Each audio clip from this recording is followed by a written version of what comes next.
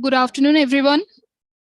May I please request everyone to please gather in this room. We are going to start session 2 of the day in 2 minutes. Thank you.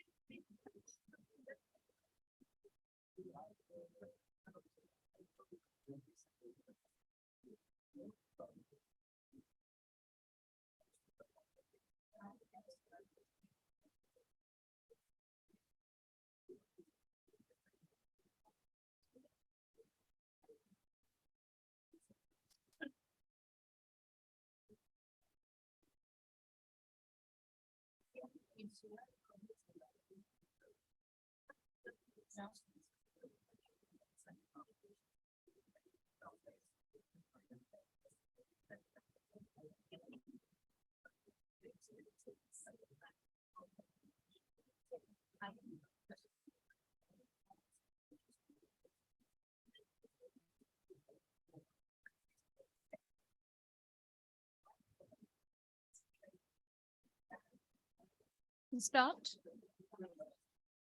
Good afternoon, everyone. I hope everyone is back in the room from lunch, and exceptionally warm welcome compared to Bangalore to all the people present here and our distinguished panel. I'll be quickly telling you about how we will run the session. We will start with the plenary, followed by a panel. We have a very distinguished panel for the day. In the plenary session, without wasting more time, I'll just introduce the plenary first. We'll have Jaya Dindor, who is the Program Director of Integrated Urban Development Planning and Resilience at DBLORA, India. She will also be moderating today's panel. We have Dr. Veena Srinivasan. Dr. Veena is currently the Executive Director of the Well Labs, And she has received a doctorate from Stanford University, and her portfolio includes water resources, social and environmental innovation, social hydrology, water policy development, and water sustainability amongst her research areas. Dr. Srinivasan has also received several prestigious awards for her work. So I'll invite both Jaya and Veena to the dais, please. For the panel, we have Dr. Annapurna, Mr. Vishwanath, Mr. Vikas, Mr. Jagmohan Sharma, and Dr. Manu Gupta. I'll be introducing all of them just before we begin the panel. May I invite Jaya and Veena to the stage. One more small announcement. We also have Srimati D. Tara, who is the Additional Secretary and Mission Director for Amrut from the Ministry of Housing and Urban Affairs, Government of India, who will be joining us virtually. She is one of the plenary speakers, but depending on her schedule and availability, she might join a little later. We will include her and loop her in virtually to this panel once she's here. Jaya, please come to the dais, and Veena, please welcome. And Jaya, over to you. Yes.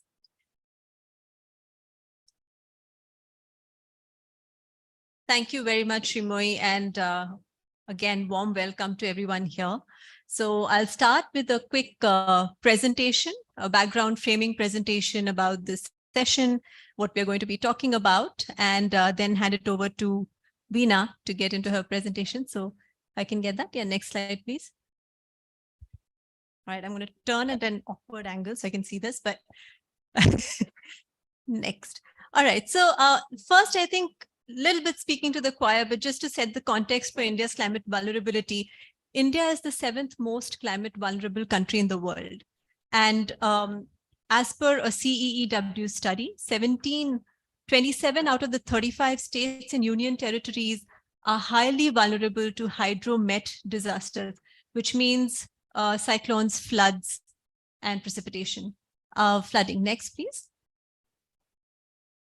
And this is sort of the challenge, right? Over half of India is extremely water stressed, 54%. That's a lot. We don't know how we are going to solve this challenge, and that is why we're all here. Next, please. So also, when we look at extreme events, I mean, we've had extreme events at both ends of the spectrums. We've had really bad floods. We've had really bad droughts. 17 out of 20 people in India face one of these sort of extremes, either floods, droughts, cyclones. And this cycle is just getting more severe and more frequent. Next, please. And when we look at, what is the contributing factor? Urbanization, for sure. This is a study that WRI India had done. And to put this into context, about 66% of the new development which has happened in Delhi between 2000 and 2015 has happened in areas where there was up to was the most recharge potential areas of the city. What that means is that we have lost a lot of our percolation ability just in terms of the places where we've built and how we've planned. Next. Again, when we look at closer home, this is Bangalore, and same thing happening here. So this is a phenomena across cities. We've been building over our natural floodplains, our drainage systems, and 85% of Bangalore's floodplains are built on. That's a huge number. So that even with a small, sort of precipitation shower in Bangalore, you can see parts of it completely flooded. Next, please. And so largely, if you situate this problem in terms of sort of the root causes, the challenges and the barriers, it's this, that we don't have enough data and understanding about individual water systems, their interconnectedness, and their cumulative sort of impacts and the kind of things that can happen by not managing them well.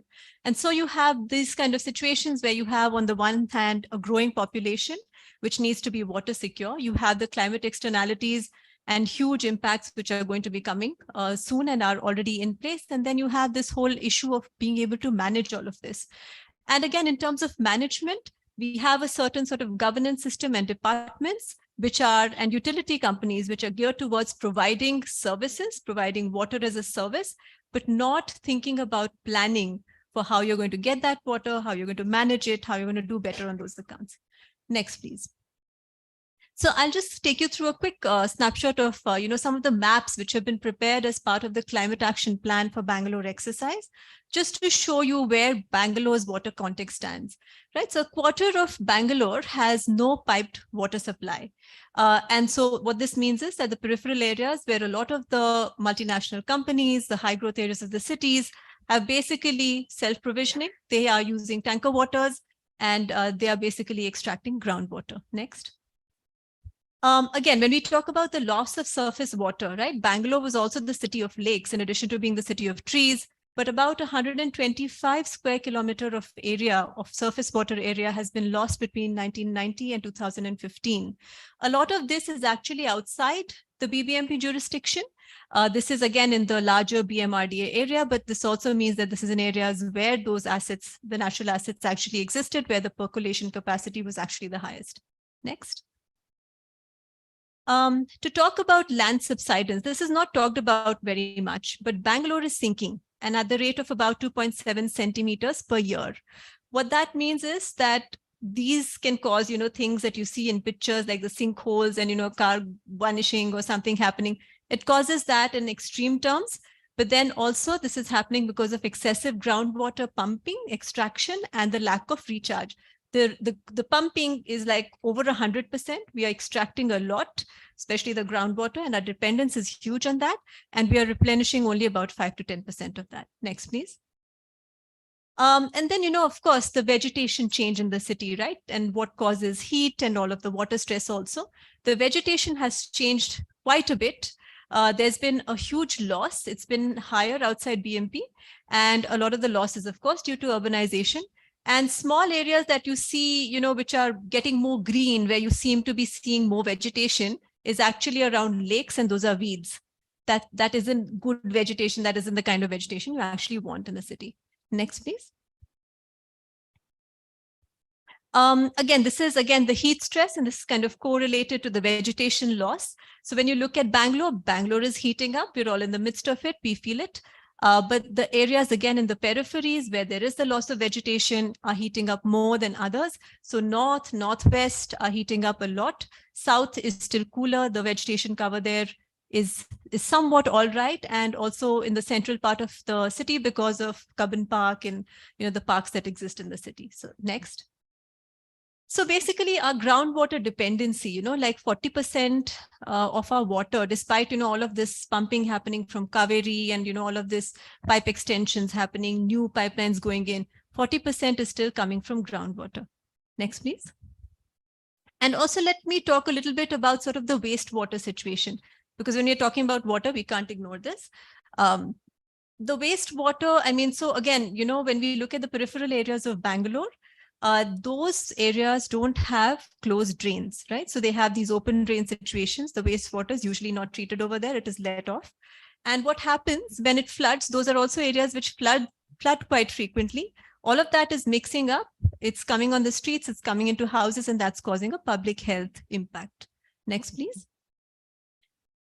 Can you click again? Again? Yes. So, no, sorry, go back. Yeah, so this is just to show you, why this mess is also. It's a lot to do with the regulatory and the governance structure. When you look at the urban hydrological sort of cycle in the city, you will notice that the various parts and processes of it are governed by different entities, right? So they're managed, they're governed by different entities. What this means is there is the possibility of overlaps. There's the possibility of gaps in terms of the initiatives that need to be undertaken in the city. And all of that basically leads to the situation that we have, for example, with our lakes here. Next. Now, just a minute about floods, because, we are seeing more and more of these in cities, and this is just all India. But when you look at the entire response spectrum, where a lot of the large cities are, is that the response to flood is to increase pipelines, to increase drainage systems, to increase either the breadth of pipes, the length of pipes, the depth of pipes, that it's all great infrastructure. And what we have, therefore, we sit in the spectrum of the drain city for the most part. Where we want to be ideally would be the water sensitive city. That's what we are aiming for. And that's the spectrum. That's the whole kind of, spectrum that exists between the drain city and the water sensitive city. But the kind of climate situation we are in now, we will need to leapfrog all the way into a climate sensitive, water sensitive city if we are going to do anything about our water security. Next, please. Another click, please. No, just go back. Sorry. Okay, there's some missing. Okay, this is just to show that, what we need basically is a multi-pronged approach, which will combine all aspects of the water cycle. So, whether we are talking about wastewater, fresh water, all of that, how do you manage that and, look at the entire water cycle, the value chain, and that's how you're going to arrive at any kind of urban water security. You have to look at it from the adaptation and mitigation standpoint for sure, but also you have to institutionalize these changes. And this is kind of the work that also WRI is trying to help cities, get to. Next, please. So how do you transition to water resilient city regions, right? And this is the four-pronged approach that we have been using in the cities we've been working on, through plans and prototypes, through also prioritizing vulnerable communities, governance, finance, institutional innovation, and analytic tools. And I'll just give you quick examples on each of these and how we've put them in place. Next, please. Next. So in terms of plans and prototypes, so just plans, climate action plans are happening across India. They've happened in Mumbai. Bangalore is just going to come out with theirs. They present a tremendous opportunity to figure out ways in which all of the institutions that work in the water sector can come together and determine the water future and the water security of the citizens of that city. So the climate action plans is one entry point, and it's a very important one for us to be acting upon. Next. And in Mumbai, just to give you an example, they have done their climate action plan, and the way that they're approaching this is through institutionalizing the plan through a climate action cell, which they have put into the municipal corporation, which is basically their job is to coordinate across departments, make sure, they are able to prioritize projects, they're able to look at funding for projects, etc. And the other one is by climate budgeting. So basically, they are tagging all the department's expenses and tagging them to climate budgets to see how much is each department spending towards climate proofing their infrastructure, their assets. So this is an approach which Mumbai has taken on very well. And this is something that, Bangalore should consider seriously, and so should other cities. Next, please. This is the case that we did in Jaipur, and this was very interesting, where we're looking at nature-based solutions for heat and water resilience. And this was a different type of institution that we had engaged with, which was the prisons department. So the prisons department in Jaipur, please go to the next slide. So this was an intervention that we did through, through support and, through the ecosystem of private sector contributors. And essentially, we involved the inmates in skilling them and, telling them ways in which they can do the right kind of planting, the soil species match, things that will ensure water security of that area, and then getting them involved in this. So basically, this was a really nice project because it met all the three tenets of nature-based solutions that you look to doing when you're implementing them, which is the ecological benefit, the economic benefit, but also the social benefit, because this was a prison facility. Now, what's happened as a result of this intervention, pilot intervention, is that this is being taken up by all of the prison facilities in the state of Rajasthan. And this is, a practice which is kind of catching on. It's gotten some stickability. Next, please. When we looking at prioritizing vulnerable communities, well, two things. One is that, a chain is only as strong as its weakest link. We are only going to be as vulnerable as our lowest part of the society. So when we're talking about our bottom 30%, those are the people that we need to seriously, make sure that we are climate proofing them. We are ensuring that they're not vulnerable. Also because these are the people who have done the least to contribute to this problem in the first place, right? So if just go to the next one. So there's a project that's happening in Delhi. So there are two disadvantaged communities where basically these communities are co-developing plans based on sort of JEDC principles, looking at social inclusion principles and creating a collaborative water governance arrangement so that these communities can be water secure in a decentralized fashion. Next. Again, Mumbai, nature-based solutions for vulnerable communities to tackle heat risk and flood. This is like your typical profile of one of the informal settlements in Mumbai. And one would think, where is the space to do a nature-based solution intervention? But there are. This is an initiative that's happening with TIS, and they are engaging the local community so that they can adopt these solutions. They can learn how to kind of put in place solutions which can help them adapt better to the heat and water stresses that they are facing. Next, please. Coming to the finance, governance, kind of institutional innovation, two things I'll show you. One is that, we've created the CityFix Labs, which is looking at accelerating nature-based solutions for cleaner air, better water, and, improving green spaces. And again, looking at solutions which are coming from the MSMEs and the private sector, and how do you scale them through sort of public sector institutions, and that's how you achieve scale. And how can you do that in a way which is beneficial to cities? So this is something that we've done in Mumbai, and actually a lot of the institutions, the municipal schools were part of this exercise, and there was a lot of community building effort and a lot of sort of education and awareness building that happened. So what also happened sort of was kind of teaching the next generation of school students and college students about how to protect their environment and how to do a better job of, ensuring sort of climate resilience. Next, please. This is outside of India, one example, but I thought it would be important to show. This is again, ACWA is the African Cities Adaptation Fund. This is basically started by WRI. Finance is a big problem when it comes to climate resilience. And so how do you bring finance to problems? And through this fund, we are looking at pooling investments of about $5 billion, $5 billion by 2032 to enable projects in the urban water resilience space in 100 African cities. So this fund is very promising. This initiative is very promising, and we should think about, and this is pooled financing. This is blended finance. So this is coming from philanthropies, grants, debt, equity, all of that money is getting pulled into this initiative. And we really need to look closely at this example and follow it to see if this is something we can do here. Next, please. Next.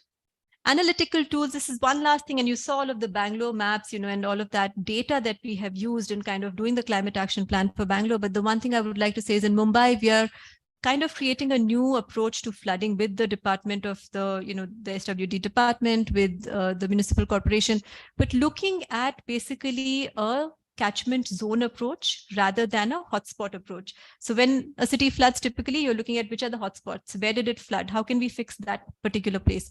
But that's not how to look at it. I mean, you need to look at long-term intervention that would require you to look at it from a catchment approach and move from a hydrological approach basically to a hydrogeological approach. And that is what we are kind of learning with the city, and we are kind of doing this together, and Mumbai is going to be hopefully starting to look at their flooding management in a different manner. Next, please. So yes, I'll stop here. And today's panel discussion is going to focus on, learnings around some of the solutions, and mainly around three things, the way I see it. One is the governance aspect, the other is finance, the third one is policy. How do you bring all three to bear, and how do you make all of this count, and at the scale and speed that is required to make all of our communities and individuals, water resilient? How can we do this together is what the panel discussion will look like. So with this, over to you, Veena.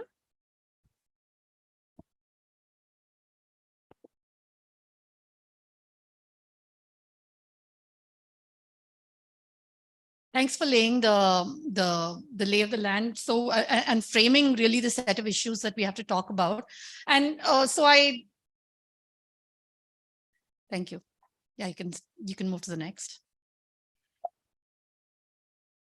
So we've realized, and we've seen over the last few years, since the 2015 floods in Chennai, and then the floods in Bangalore, and then the second round of floods in Chennai, we've seen city after city facing these extreme climate events with these staggering numbers to flood damage. And so I think nobody in the room needs to be convinced that there's massive amounts of property damage to property as well as life, and that we have to find solutions for it. Next slide. And we realize that on one hand, we have these massive problems with increasing climate extremes. On the other hand, we realize that our cities itself are not developed to actually address these problems. So I think anyone in this room is familiar with the set of problems here. We've seen massive increase in built up area, and not surprisingly, if you concrete your cities, you're going to flood more. At the same time, we realize we have stormwater channels. Where we have them, they are filled with garbage and sewage. Many roads in Bangalore actually don't have stormwater channels at all. And then there's the problem with different people building in haphazard ways, so that we actually can't even define our water flow paths, let alone actually develop sensible models and then address the issues. And then, of course, we have actual outright encroachment of waterways and lakes. Next. So what do we do there? And clearly, I think everybody understands we've got to do something different. The question is, how do we get there? So I thought we'd just list what we in our process of trying to solution for this, where we've hit bottlenecks. And I know that everybody in this room is probably far better experts in individual bottlenecks that we're talking about, but hopefully we'll be able to work through them and then figure out how we can collaborate to make it happen. Next. So the big example that we're given is, of course, China, that China had a Spun City initiative in 30 cities with $12 billion of funding. And the idea of the Spun City initiative is that 80% of the urban areas will absorb and reuse at least 70% of the rainwater. And it's done with a mixture of blended, some money from the central government, some with local governments and private financing. Next. So the question is, what would it take? And so we really, when we've started looking at how do we think about this problem, we look at it as three pieces of it. Are we able to kind of envision alternative scenarios? Are we able to build ecosystems to enable the ecosystem to actually deliver on the most desirable of those scenarios? And then can we generate the pieces of evidence so that we can actually scale to other places? Next. So I'm going to start like step by step and where we are kind of seeing issues. And the first one, and I'm a modeler, so I should say I like models. And so we'll start off with, we need better futures models. Next. One of the problems we've had, and Bangalore actually has had good flood models developed by ISC. Vishwanath and I were on their urban flood modeling program committee. What we find with a few of these models is you develop, if it's done from an academic perspective, sometimes it ends in a model, but doesn't necessarily get uptaken in the way it should. And so there's a gap between what is in the ivory tower and what actually gets implemented. But often what happens with a lot of flood models that we are seeing that are developed by researchers is there's an absence of contextualization of local conditions. So I remember we struggled with just trying to model one lake, and the conditions of the drains coming into the lake would kind of change on a weekly basis, because there would be one drain, some developer would dump debris into it, then somebody would divert something, new apartment complex would come up and start putting channels, and just interpreting the data. And we had put sensors in the drains, but just interpreting that data to say basic stuff like, what's the relationship between rainfall and runoff in this catchment? Even that is really difficult to do because of the dynamic nature of it. But also we just need better data, and we need the data to be in public domain, so that we've done some data that we've collected, other institutions have collected other data on drains and flows and so on, and that's all not getting aggregated. And then KSNDMC, of course, has an amazing network, but not all of that data is in the public domain, and it's not that easy to get access to as well. The other challenge that we have is often when we are doing the models from a stormwater perspective, the people that do stormwater models don't think about wastewater. And all of us know that our waterways and water bodies in Bangalore are filled with wastewater. So if you forget somehow to include wastewater, you're going to get all your calculations wrong. And often that's a problem. And then the last is alternative imaginations. What scenarios are you putting in? Because a lot of our modelers coming from the engineering side don't have enough experience. And I was asked this question directly when I gave a similar talk at ISC, saying, but what equations do we put in to model, these types of nature-based solutions? And the thing is, we haven't parameterized those equations in a way that's stable, that you can actually stick into a large-scale flood model that in a way that anybody would believe. And so there are actually issues of imagination, and then how do you translate that imagination into models? Next. So why do I care about modeling? Of course, it's not modeling because I like modeling, but actually to identify opportunities. If you want to say where in the city could we actually find opportunities for flood capture, you want to be able to do that by looking at simulations and saying, if I stuck a rain garden there, if I did a bioretention system here, would that actually reduce the flood peak by so much? And which areas would actually benefit from it? That's the type of what if questions you want to ask. Next. So I just wanted, because Vishwanath, who's Zen Rain Man, is here, we're doing rainwater harvesting thanks to the efforts of organizations like Biome. super, super important. Floodwater capture is slightly different from rainwater only because in these extreme events, the rate at which the water is being generated is so much that it's really difficult to capture floodwater because you've got to have a fairly large amount of land to actually let the water hang around. And we have Bangalore is underlain by hard rock aquifers. It takes time for the water to penetrate. And so how you're going to design that in a very land scarce city is a question that requires actually collective thought from everyone here. Next slide.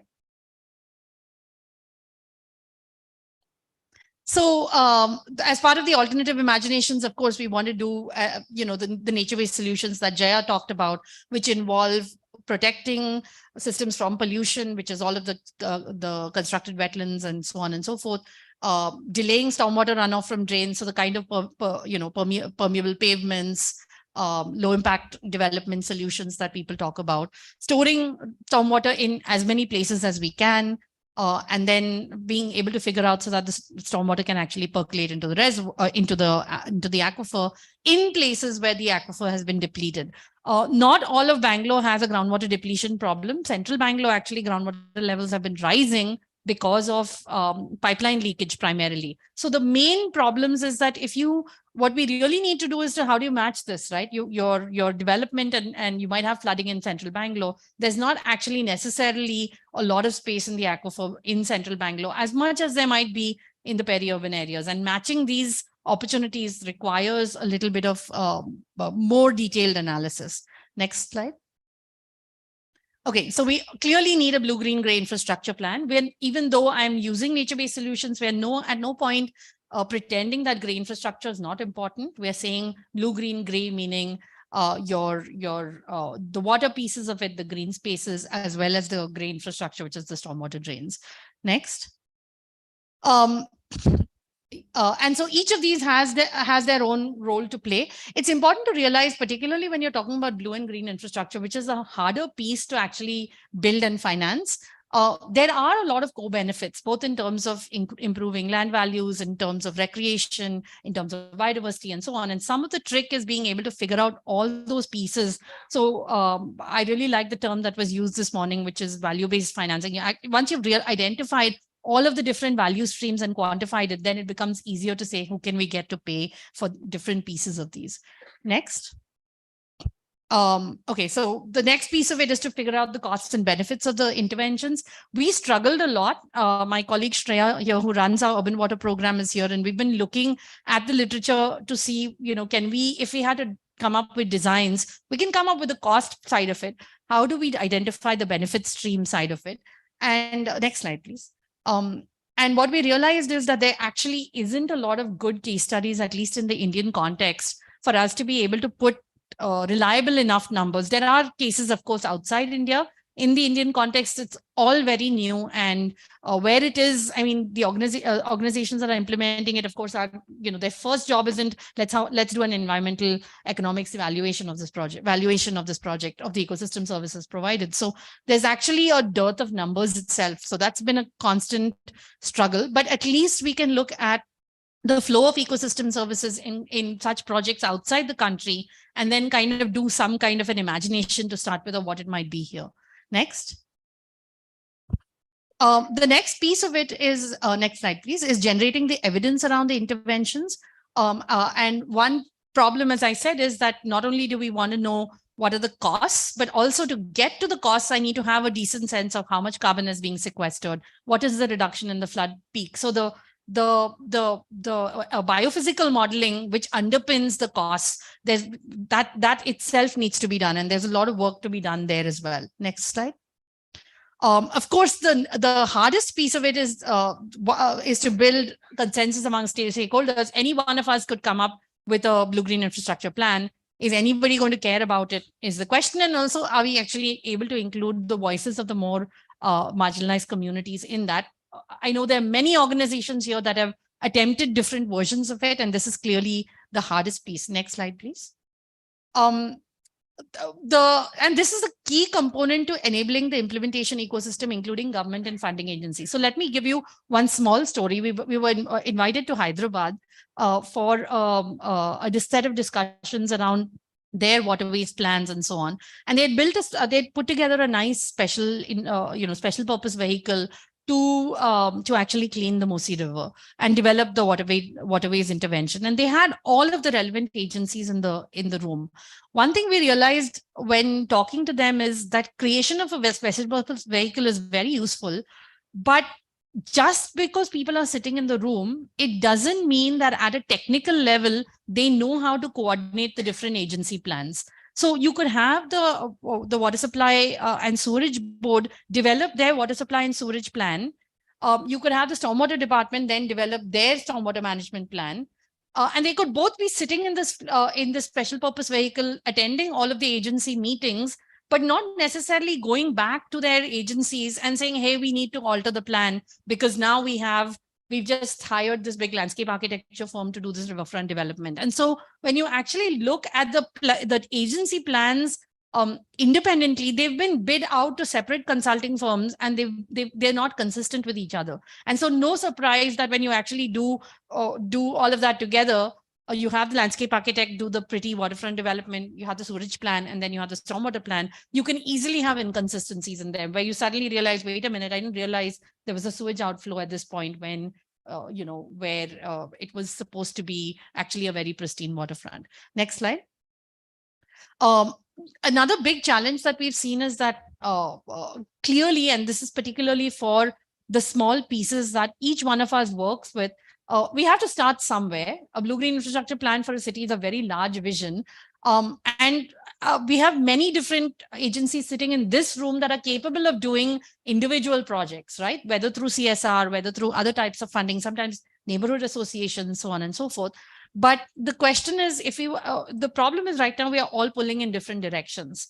But if we were able to create a blue-green infrastructure plan for the city and everybody was able to throw their weight around it and say, we would like to pick this piece of it. We'd like to do this stretch or that rain garden or that swale. Suddenly everybody is acting in concert as opposed to acting in across purposes. And that can be a really important step for us to miss if we don't pay attention to how do we projectize it. Take that big, massive, hairy beast and make it into a number of small, manageable projects. Next. So one of the big pieces is this, how do we fund these? I think several speakers in the morning brought up this issue of funding. Not only funding the capital costs, but I believe that Mr. Abbas Jha also talked about the important to look at life cycle costs and actually the O&M costs, which is much, much harder. Everybody, the basic literature on nature-based solutions tells us that, yeah, you can push to get the one-time thing done, but to pay for it on an ongoing basis, that's kind of where the bottleneck is. So one of the things, next slide, please. One of the things that we've been really actively looking at to see if we can partner, and we would love to partner with anyone here who's interested in this, to see whether we can develop a water credit system to distribute the cost of blue-green gray infrastructure among property owners, companies, and the government.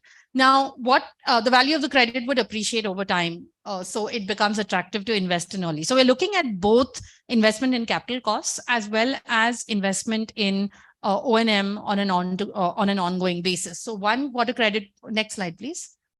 So basically, a water credit would be different.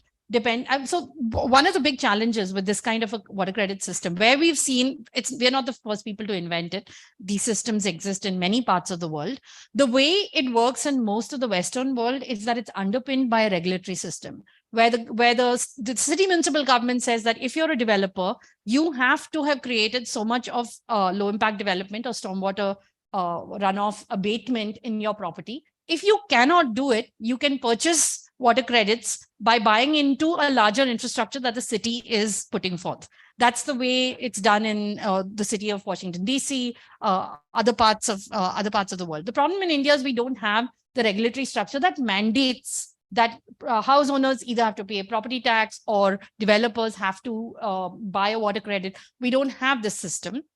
So without that, the question then becomes, why would any non-governmental organization, why would a private company or a resident welfare association or anybody else bother to buy water credits? It's money for nothing or money for public good. And the idea is that what we are proposing is that there's a lot of companies that have said that they're going to be net water positive, just as they have claimed to be net carbon neutral or net zero in their emissions. And so one of the ways that we could tap into this is to say that if you're able to buy a water credit, we could give you credit for the number of liters recharged, and then you can claim that against the number of liters that you're abstracting. This way, companies that are motivated, it's still a voluntary water credits market. It's not just like you have a voluntary carbon credits market, but it's not yet mandatory. So this is something that we would love to pilot with companies in Bangalore and elsewhere. And we're looking actively for, we have ideas of pilots that we want to pursue. And so again, if there's anybody interested, we'd love to talk more. Next slide, please. Although I focused today's presentation on flooding and the water credit system around flooding, our interest actually is both on wastewater as well as flood water. We've talked to a number of companies present in the room. Shravant from Green Lantern, Vikas is here from Boson Whitewater. So many of these organizations are doing an excellent job of private investment in wastewater treatment. And so we are also interested in the wastewater treatment component. But the idea is basically that if we've created an enforceable system that allows companies that have claimed to be net water zero, can we actually hold them to their promise of being net water zero? Right now, there's a lot of green or blue washing around this. Next. And so the final piece of it, of course, is that we have to, we would really love to be engaged in better monitoring and maintenance where these interventions are being attempted. One big problem is that when you're actually doing the design of a lot of green gray infrastructure, at least in the Indian context, we don't have the numbers. We don't know how many plants, how much nitrate do they actually capture, what's the reduction in floodwater peak, because you've had so much of this many square foot of a rain garden. For the Bangalore context, where this is the infiltration rate of the aquifer, what is the amount of size of rain garden for this catchment size? We don't have these rules of thumb. And right now, like I said, the first step is great if we just use the rules of thumb from outside India, but at some point, we're going to have to implement projects and actually get data so that we develop those rules of thumb for the Indian context. And so again, if other people are already engaged in such projects and would like to partner for monitoring and evaluation in terms of installing sensors, in terms of research design, we'd love to be partners in that as well. Next slide. Thank you very much. We'd love to talk to anyone who's interested in all of these pieces, from modeling to creation of financing to creation of evidence. And so if you're in the space of wanting to be part of this, please reach out. Thank you so much.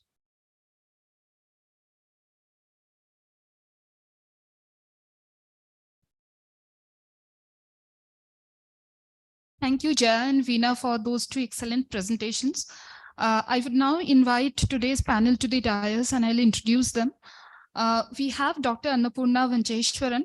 Dr. Annapurna is the Managing Director of the Nature Conservancy, and she has over 3 decades of experience, extensive experience developing and implementing successful sustainable development and climate change strategies.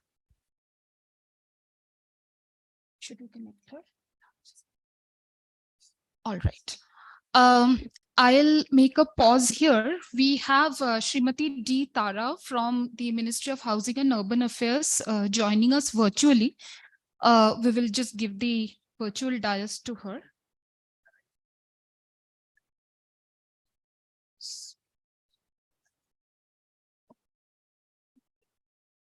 All right. Okay, we continue with the panel. Sorry, I was introducing Dr. Annapurna.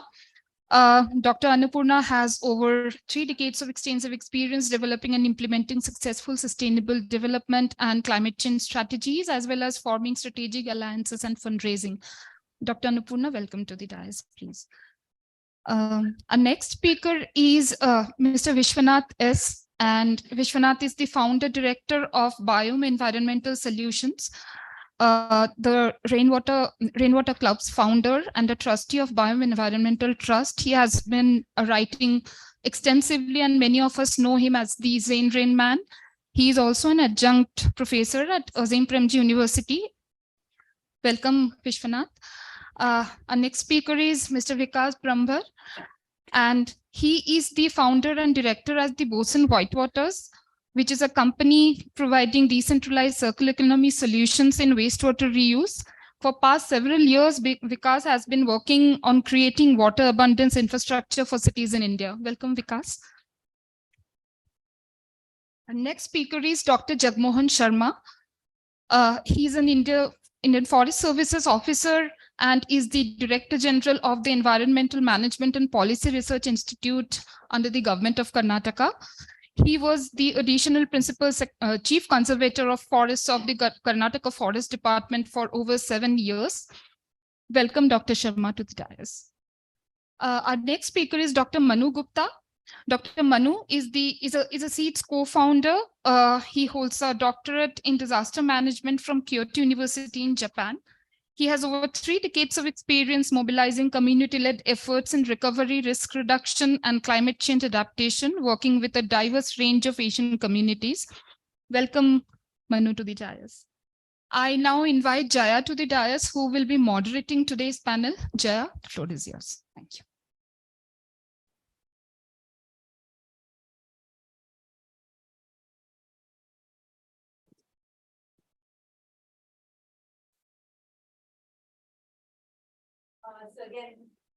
So we have the Amrut Mission Director, Ms. Tara, who's joined us online. So we'll have her speak before we start the panel. Thank you.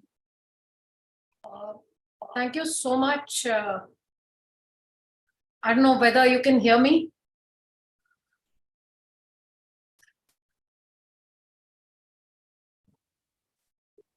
Yes, we can hear. Yeah. But there's no camera. I don't know what's happening. I'm inviting you.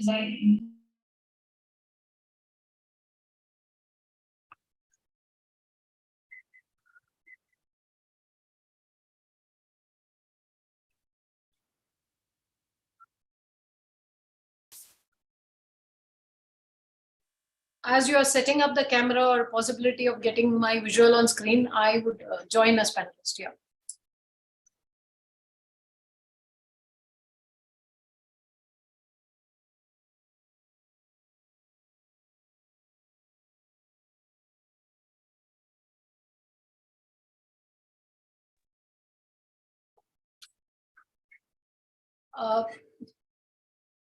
The screen. Thank you so much. Now I think I'm visible and audible both. Good afternoon. I can't see the audience, but I presume they're all, now I can see all of you. Thank you, first of all, for the opportunity to talk in this conference on mainstreaming climate action in cities. And this is actually as a part of C40. Now, I'm not too aware of what happens there in C40. I'll get to know a little more, and it has kindled my enthusiasm about this. I can only say that the biggest challenge as Amrut Mission Director, when I look at it, I really, there is no data of any city in one place which says what is the water health of a city. This was the biggest challenge when we started Amrut 2. So Amrut 1 and Amrut 2 are water-focused missions. There are a few $1 billion put together, they yield to around $32 billion to be spent on water infrastructure. Amrut 1 was launched in 2015, and then we have around $11 billion worth of work going on or concluded, including Karnataka, giving new connections and treating sewage. And so that was an entry point thing, where we were looking at reaching water to the citizen and ensuring that the used water is treated. Amrut 2, we migrated from that concept at the government level to water security. Now, water security, you look at all the value chains involved of the water cycle, and then ensure that each of this is intervened or mitigated.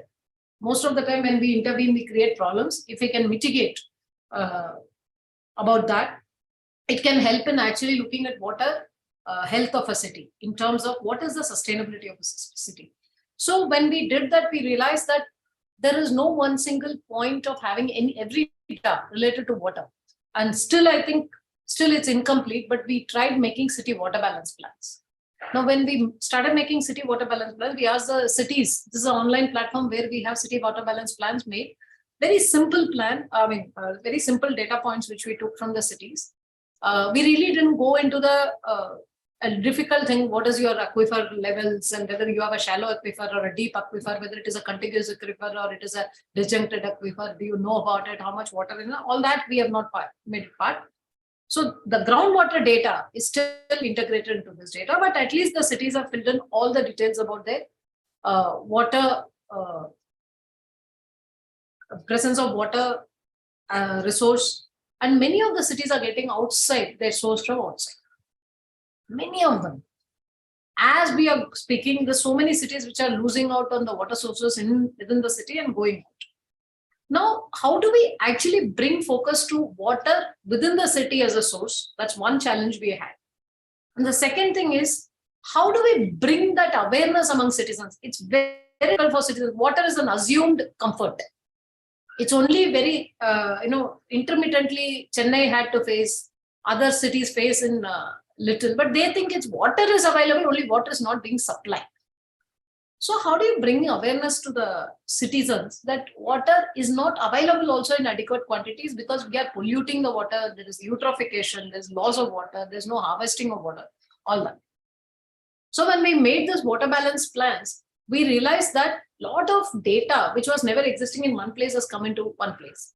And many TPs, so many water treatment plants, so much of pipelines, so many people are getting water, so many people are not getting water. From there, now we have migrated to 2-3 initiatives. One is we wanted to, as a government which is looking at infrastructure for supplying water, we're looking at city level water security and also citizen level water security. These are two different things. City level water security has to do with the more of a conservation of source. Citizen level is a subset of it, but citizen level water security is when its infrastructure functions well to deliver the water if the water is there available in the city. So from both angles, it comes. One is man-made issue when it is citizen level water security. If you have the source, but you're not able to supply. But the other is city itself not having water source properly or sustainably. That is a bigger issue, and that is related to a complete understanding of how water exists in the city or around the city and where is it tapping from. I can only say we have scratched the surface. In Amrut 2, what we have done is we've looked at this, and we have also looked at rejuvenation of water bodies as a major component. Now, rejuvenation of water bodies, we have mapped in under Urban Water Information System, 26,000 water bodies in all the 500 Amrut cities. Amrut cities are nothing but 100,000 plus population cities. And Amrut 2 is about all cities. But to start with, we have mapped water bodies of this. Many times we realize that the knowledge about existence of water body itself is lacking within the city governments. So now we are looking at how do they look at their water bodies critically? How are they understanding their water bodies? And this is a very, very not so well attended part. So I think Vishwanath ji is there. He is doing a project. I don't know, we'll have to have a feedback meeting of late. I haven't had it for the past 1.5 months or so.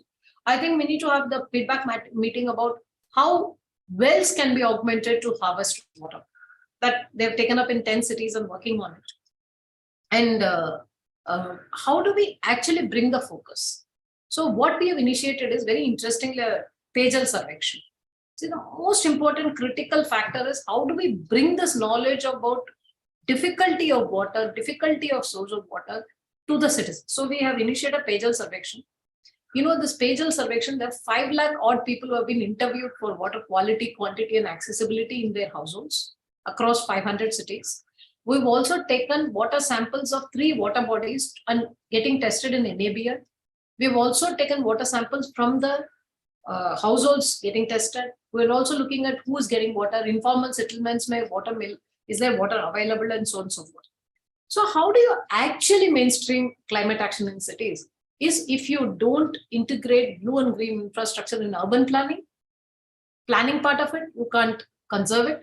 So under urban planning initiative, we are asking for a complete blue-green infrastructure integration to the master plan of the city and implementing some projects to regenerate water bodies. This is what we are asking for. So far under Amrut, 2,100 water bodies have been taken up for rejuvenation. But I can tell you, sometimes it becomes a concrete project. That is where we are looking for expertise or help to see that these water projects, water rejuvenation projects, water body rejuvenation project don't become a contractor-driven thing, rather really outcome-based thing. That is where a lot of help is required in this space. That is why I was very keen on to solicit some cooperation and collaboration from that side into this space. Another thing which we are also doing is we are looking at creating green spaces. So one of the exercises that we are undertaking is we use satellite data to look at the green versus paved spaces of the city, whether it is increasing or decreasing. Definitely, every time, it's a knowledge that it is increasing, but there could be some surprises for us. There are some cities which are losing a lot more, creating a lot more green spaces and losing a lot more, or some of them are losing a lot more spaces.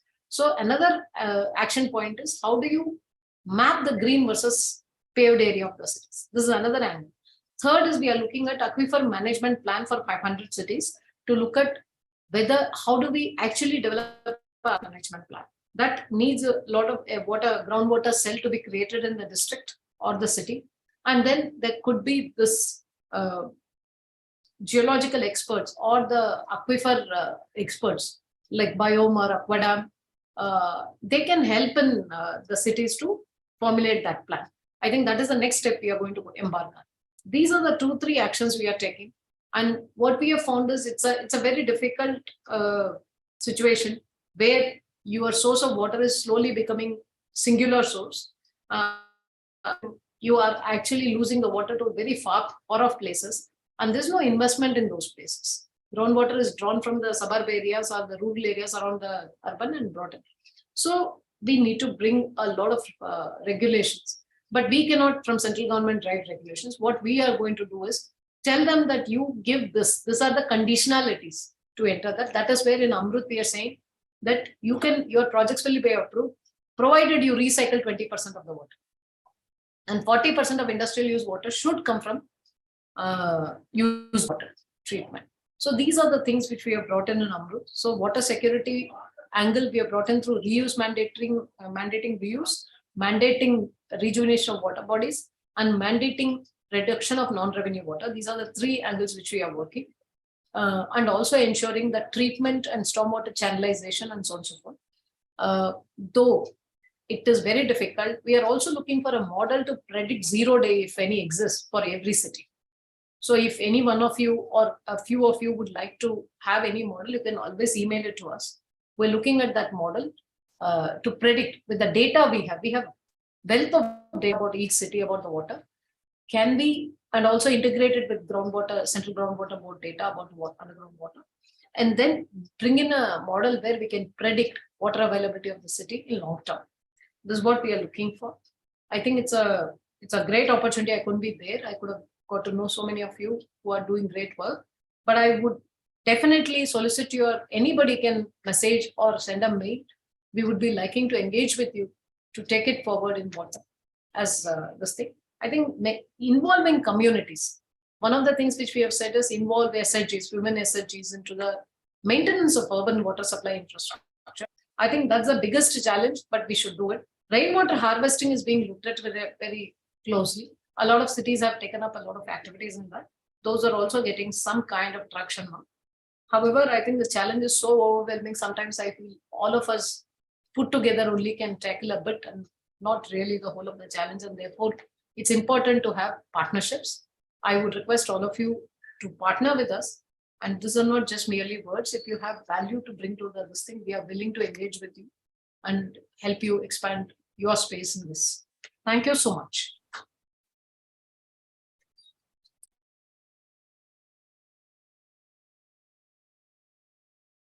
Thank you, ma'am, for taking time and speak to us virtually today. I can tell you that we have a room full here, and on behalf of all the panelists, the organizers and the audience here, I thank you for your time and those insightful remarks. I'm sure our panel will touch upon many of those. Thank you once again.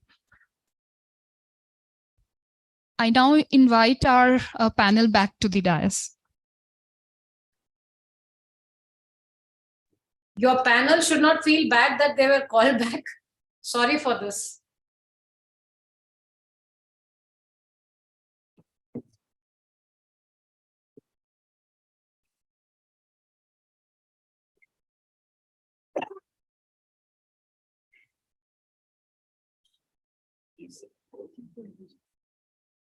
All right, great.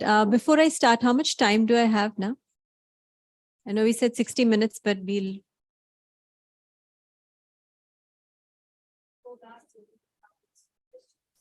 Okay, so what's the time now? Sounds good. All right. Well, yes, but I think there's 5 of you, so I think we should be able to do this. So welcome again, and welcome to all the panelists. It's great to be here talking to you, learning from you. So I'll just get right into it because I want to make sure we have some amount of time for audience Q&A. I'll start with you, Dr. Vancheshwaran. And I know that TNC is doing a lot of work on sort of nature-based solutions with the view to building healthy cities and water resilience.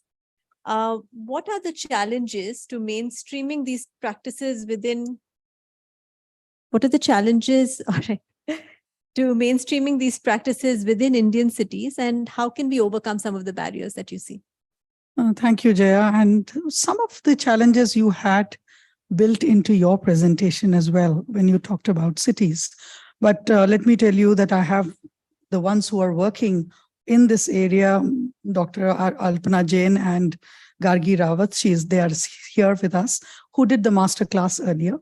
But TNC is clearly working on freshwater prioritization has been one major chunk. We are doing a lot of work, just to let you know that we're doing a lot of work across conservation in the country, but water seems to be the strongest link when you said within TNC in India, as far as we are looking at. Let me just give you an example of the nature-based solution that we are working in Chennai, which is a 100-acre lake, which is being restored through photo remediation. And it is still it's just getting completed. And the challenges there have been humongous as we have moved ahead. And that is the question you asked. So they do pose a lot of challenges when you're looking at nature. It's not an easy walk. One is the first thing that you're looking at, tackling the knowledge gap. What STPs have been there for a long time. There is a demand for a quick solution versus the ownership of some actions that needs to be taken with communities. So what are the trade-offs that you can get from giving them a quick solution and looking at a progressive solution, which is sustainable, but the knowledge gap needs to be filled up. So what we are discussing out here at the moment we are, of course, people who know the science behind it and how does it work. But the communities need to have that ownership. There was a quick call on your presentation when you talked about the sense of ownership. And of course, enforcement is not necessarily possible because the governments are weak as far as enforcements are concerned. So you can't get that because many of them do not want to have this enforcement there. So trade-offs are something which is the biggest challenge that I find. And then, of course, the land area required for nature-based solutions when you want to build something like that. So the Sembakam Lake that we are working on, we do have challenges. The communities initially not wanting something of that nature. The government's trying to put together. Then there is silos in the government itself where we want to put how to look at these. So I wanted to just share this, that it's the nature-based solutions are not something that we can walk off with. You need persistence, perseverance, patience when we go ahead. I stop here and I can come back later. Great. Thank you so much. Vishwanath, I'll come to you now. Now, your work in Bangalore has pretty much successfully demonstrated how sort of community scale, decentralized water resilience models can work. What are the key areas of intervention for mainstreaming and ensuring sustainability of some of these solutions? And for these models, for achieving water security, and can we help mega cities like Bangalore avoid getting into the trap of, big projects and looking at more sort of decentralized options? Yeah, so thanks for the question, Jaya. And then it follows from your presentation and what Veena was also mentioning and Dr. Thara was mentioning. Just a brief framing before I dive into this, and I understand that time is short, so I'll also keep as brief as possible. One of the challenge before us is framing the problem right. I think if you saw the Niti Aayog report, which said that we are going to run out of groundwater by 2020. That was a model. That's the Niti Aayog report. It's there in public domain. When BBC said 2022, next Cape Town. Here we are in 2023, and things are not there. So I think the framing of a problem, if it is done wrongly with models, especially by institutions which have credibility and great deal of respect, it's a problem in itself. So how do we disentangle the scare scenario from what actually is on the ground is a big challenge before us, especially in the climate change world where things are a bit fuzzy. Second, we're at a point of the Kuznets curve in India where we cannot even, we're 1/5 of China. So we have to punch with the strength we have and find solutions which we have, right? So how do we do that and what is that? Third, are these solutions messy solutions which are suboptimal, which is what we have to live with? And is just simply describing an ideal solution enough if it cannot be grounded? We'll have to grapple with that. And I'll give you a quick example on that. There's a rainwater harvesting bylaw for Bangalore, which says that every plot has to be responsible for 60 millimeters of rain. Right, now 180,000 plots have done rainwater harvesting, a lot more have to do it. Now, do we want to push that and say, okay, this is our sponge city concept or not? Do we want to figure out how we persuade more citizens to join this bandwagon? And if every citizen joins it, every household joins it, then we don't have a flood problem. So the solutions are also there. The decentralized solutions are also there. It's also linked to livelihoods of well diggers and plumbers. These are people who are in the informal sector who are the market component. This is not the formal market. This is the informal market. So how do we encourage livelihoods and the informal market? How do we draw them into solutions? Therefore, it becomes sustainable because it's part of their livelihood, day-to-day livelihood. Next question. How much right does a city have to water? Madam Tara was holding forth that cities are getting their water from far. In this city of Bangalore itself, in 1876, 77, 78, 3 years of drought, 100,000 people died in the old Mysore kingdom. Many of them died in Bangalore city. The glorious 1,000 lakes of Bangalore was not enough to give the people then in 1876, not piped water supply, 20 liters or 30 liters per capita per day, where people had to go to those lakes or to those wells to draw water. It could not sustain a population of 180,000. When do we stop romanticizing local water bodies, especially in an era of climate change? And we realize that piped water supply coming from rivers is the only way to overcome the climate crisis problem, and it will be supplemented by local answers. Local answers will not be the replacement for piped water supply. So therefore, we have to depend on the Kaveri. Then comes the question in the climate crisis, do we see ourselves as a unit within the river basin? What is the boundary in which a city can position itself, or a town or a village or a habitation, and say that we have a right to the water? Is it the state as a unit? Is it the river basin as a unit? And I keep again and again mentioning that in Bangalore, we only take 6.67% of Karnataka's allocation of Kaveri waters and support 40% of Karnataka's population in the Kaveri basin. Point one. So therefore, we have to say that the city is actually not usurping anybody else's water. It's actually claiming its right to the river basin water. And then the responsibility of the city is not just to the lakes in the city and the wetlands in the city, but to the catchment in the Kodagu and Wayanad. The city should start to look at the forest there and say, okay, that's the catchment from where we are drawing. And if we want to be climate resilient, let's not do protracted navel gazing. Let's not just talk blue, green, gray, but let's look at forest management as also an inherent component of climate crisis management. And the last point that I want to bring before you, this city is actually imagining itself as a water and fertilizer factory.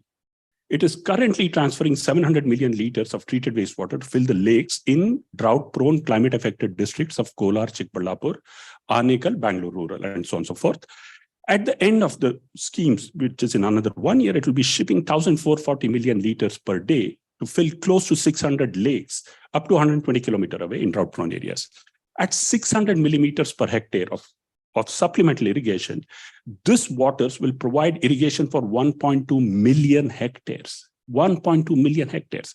1.2 million families of farmers, roughly, will be provided livelihood security through the wastewater of Bangalore if it ships it there and does so successfully. Thereby, not only the livelihood security of the farmers is secured, but the food security of the city is secured. It comes back to us in a climate crisis area. So should cities not imagine themselves as part of the energy, nutrient, food, and water cycle? What is the hinterland at which we design ourselves? How do we engage livelihoods for the social justice component? How do we make sure some water for all, universal connection, rather than some connections into some layouts which are getting more water, but distribute the water? And finally, understand that the market is a response to state failures. the market for filters, the market for private water tankers, Vikas's boson white water is not really that because it's doing a value addition to it. But most markets have been created by state failures. How do we therefore expand the state's role so that it diminishes that state failure market, but creates a private market which is more formal and which does value addition as he does? So I'll stop at that.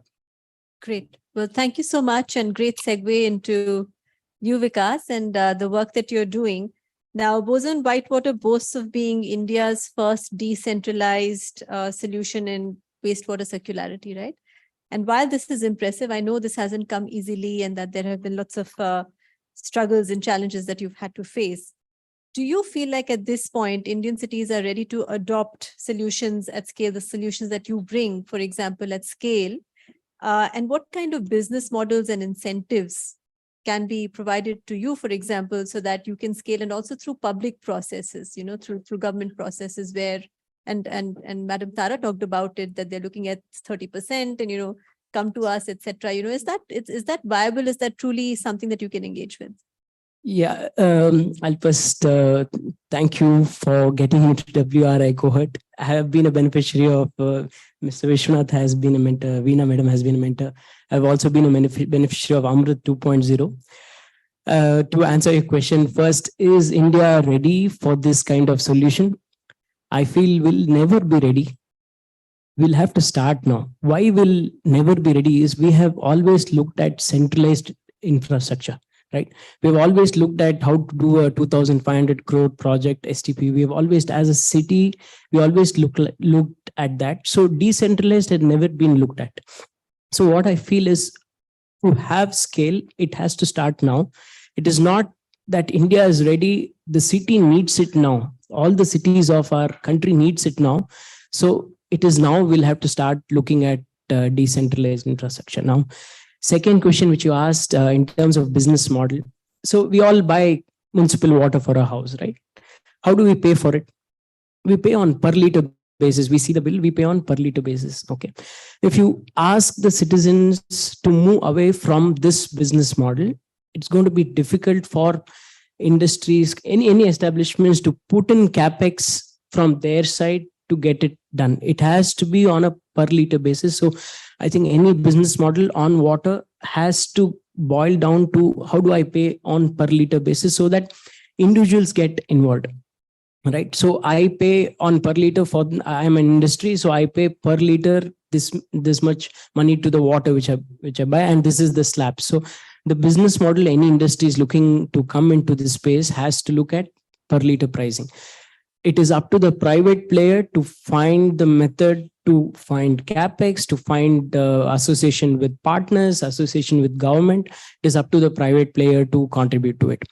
Now, will government support? We have had lots of support, Amrit 2.0 forums like this. Lots of, all these are a support mechanism.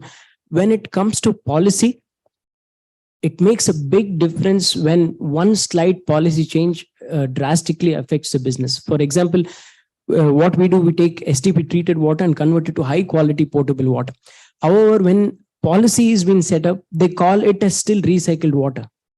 So when it is called, when you are marking tankers only with potable or non-potable, then it adds value. Now, if you segregate it saying this is first grade, this is second grade, this is third grade, fourth grade, people get confused. It just has to be, is it potable water? Is it non-potable water? Now, if you bring in policies like that, decentralized would not move faster. Now, answering the third question is scale. Now, we have investors now with us. So when each entity says scale, it is different. When I go meet government agency, their scale is over the next 10 years, can you put it in 10 cities? When I speak to investors, their scale is, I give you 50 crores now, next year, can you put 500 systems in Bangalore? So it is a scale from an infrastructure perspective is twofold. If it is an infrastructure, it needs money coming in. Okay. Now, if it is a mobility industry, individuals can buy electric scooter, meaning the investment can go from individual. We are not by building infrastructure. But with water, it is an infrastructure. So the investment which comes in is larger and the scale is possible when the duration is longer. So now for this 2030 SDG goal, if we see that kind of scale, 7 years, 8 years, we are definitely ready, and we need to do it now to address any future problems. So I'll end with this. Thank you. Great. Thank you, Vikas. So Dr. Sharma, I'll come to you now. Now, water resilience, as we've established, is sort of a regional scale issue at the end of the day, right? The Bangalore Climate Action Plan is going to soon be finalized at the same time as the second revision of the state action plan is also, kind of going on. State action plan for climate change is going on. Now, how do you get both of these plans to talk to each other or dovetail into each other so that that regional perspective can be brought into the picture? Thank you very much for that question. And sitting here, when we listen to different people, we move from despair to hope, and again back to despair and hope. And as I have been completely captivated by what is being talked, and I had almost lost myself, and though got lots of clues, because when the state has prepared the state action plan on climate change, state perhaps has not talked about these elements, say water in isolation, because if you look at water, it percolates to everything, including the infrastructure that you generate. And you then from water move on to the discourse as to how the urban areas need to be organized, or what opportunity urban spaces have to provide for water, say suppose percolation, accumulation, its usage and disposal, all of that. The state level action plan is in the nature of a policy direction. It says that this is the situation at present. At conceptual level, we have lots of solutions. We understand those solutions, but we also understand that the solutions are site specific. You need to plan more specifically as you want to undertake action at a place. So these state level plans cannot provide for such detailed action, but they do provide a policy direction that they first recognize the problem and say that perhaps in this much of time frame, we would like to go like this. So that has been done at the state level. Now the city level plan that we are finding as part of the C40, which is a fantastic initiative, and they inform through U20 trying to connect to G20 is fantastic. And this plan, which Bangalore is developing itself, I've looked at Bombay plan also, Mumbai plan also. This plan is little more specific because it is at all times limiting itself to, say, city of Bangalore and talking about the agencies which are at the level of Bangalore. But it also struggles as to how coordination happens between all of those at city level.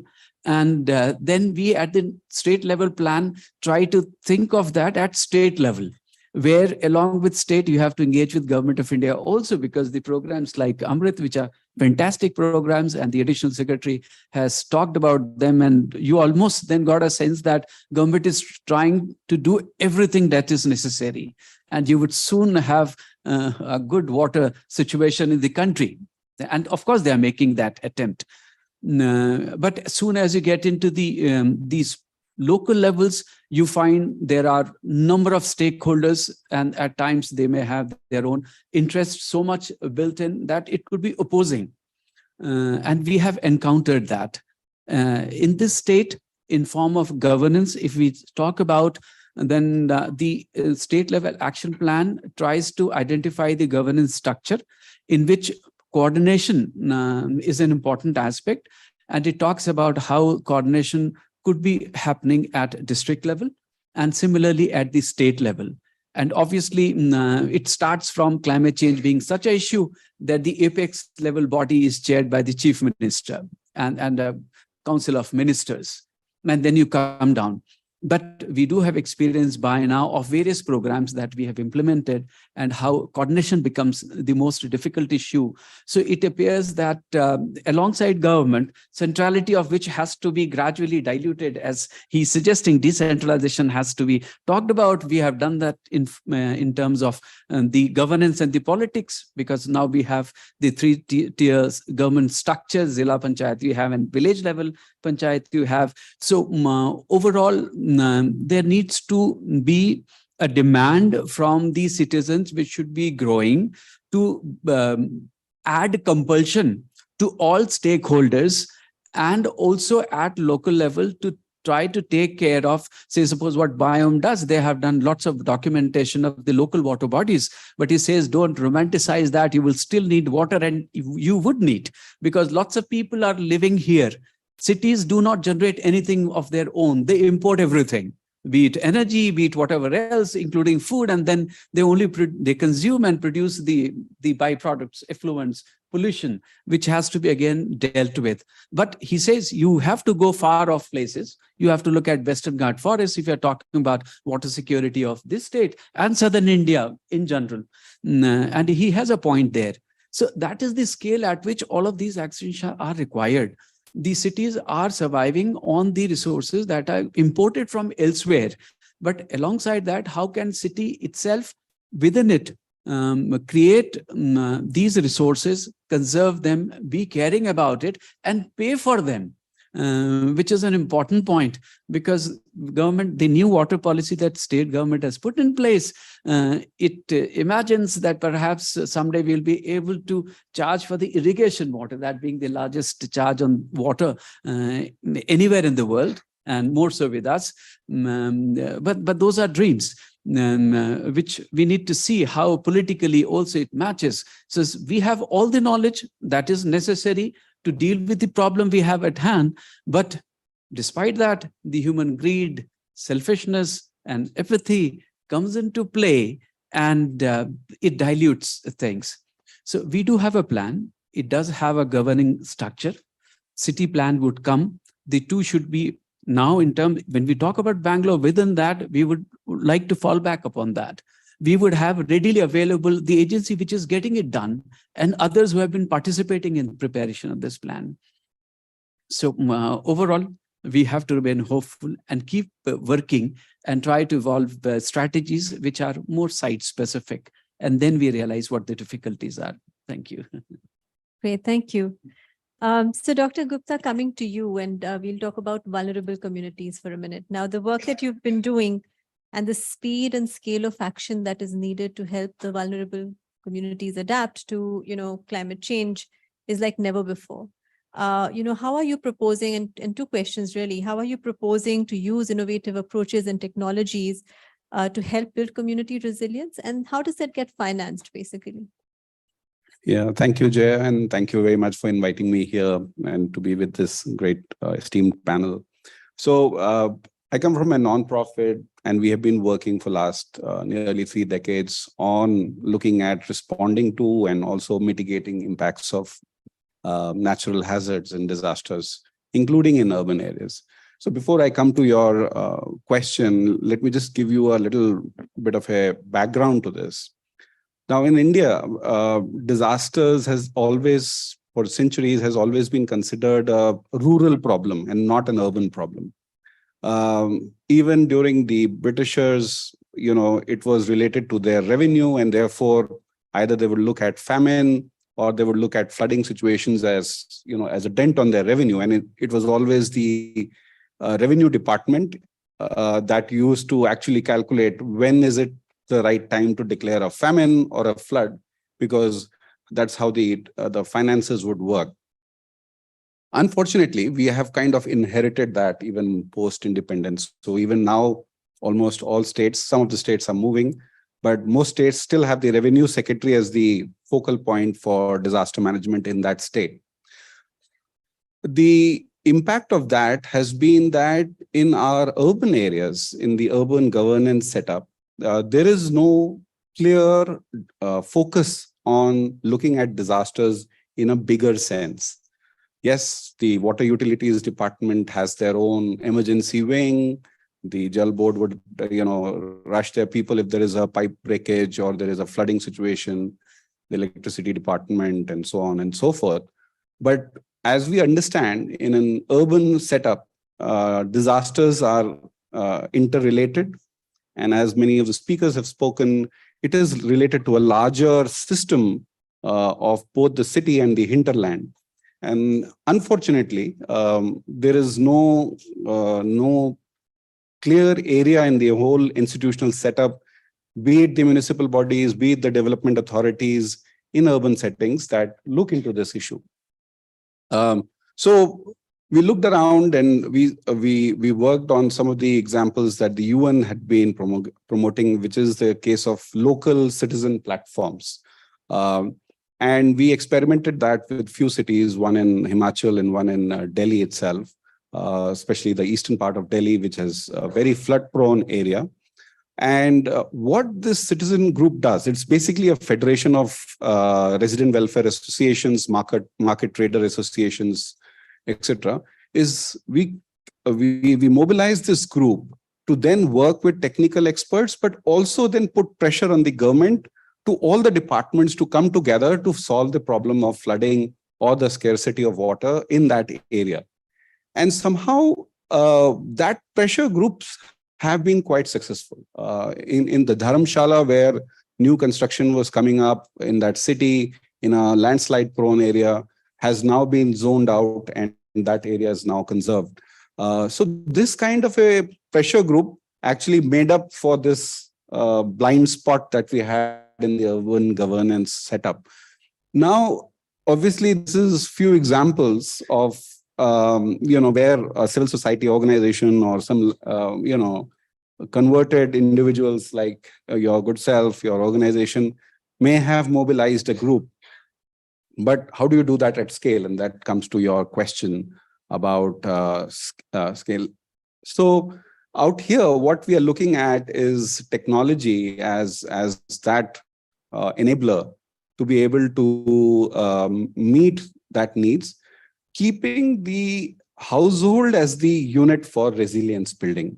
And that is still work in progress. I'm not in that position to say that there is a clear outcome, but what it has done is it has helped granularize the whole system around disaster management.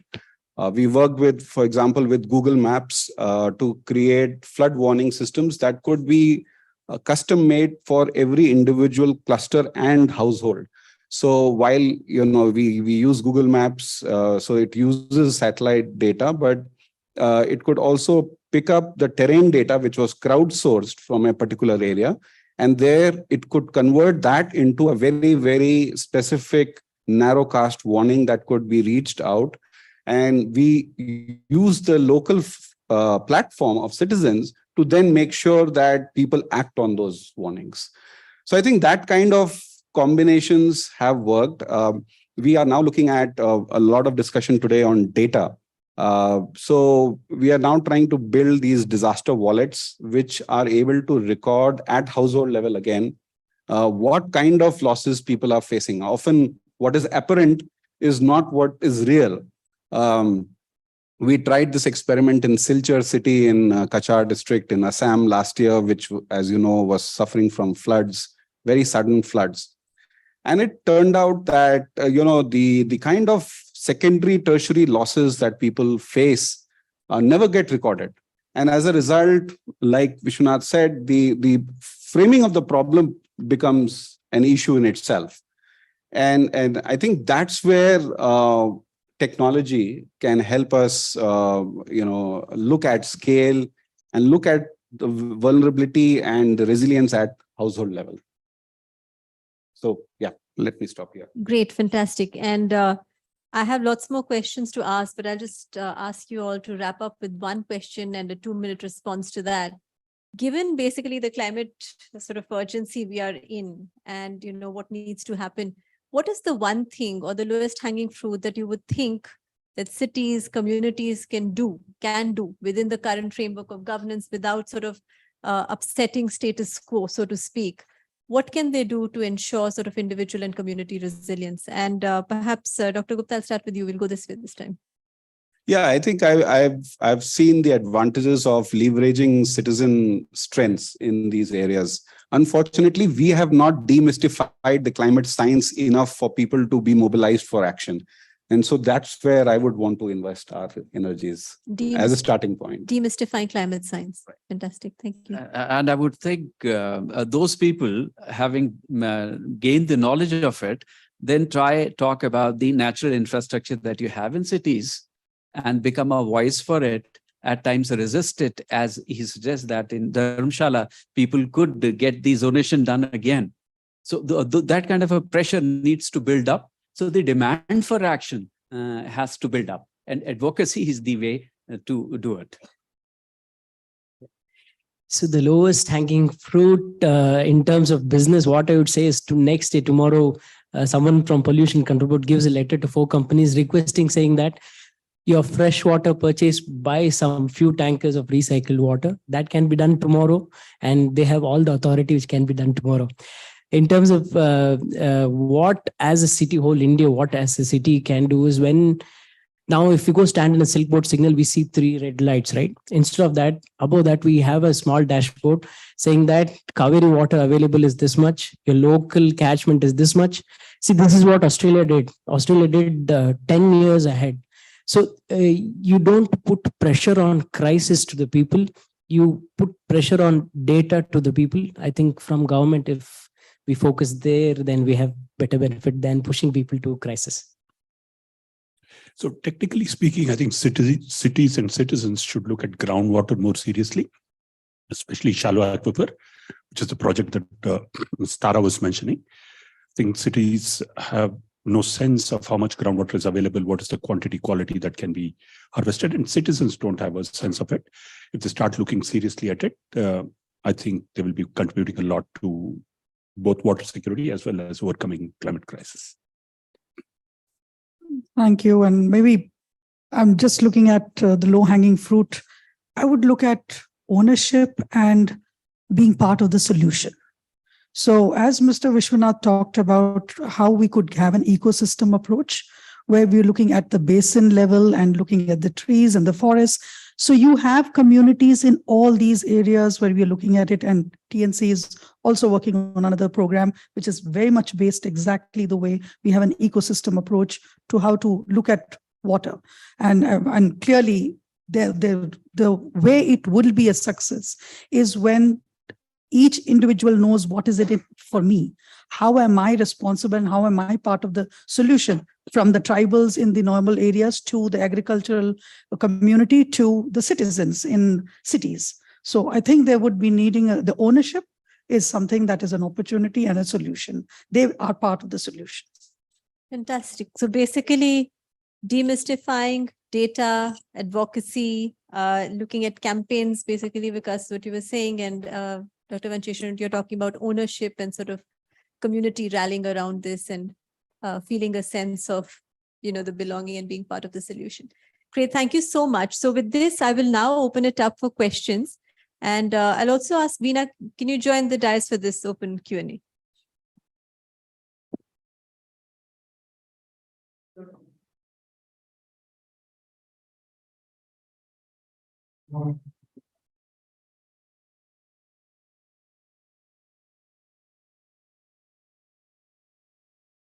Yes, please raise your hands and she'll bring your mic.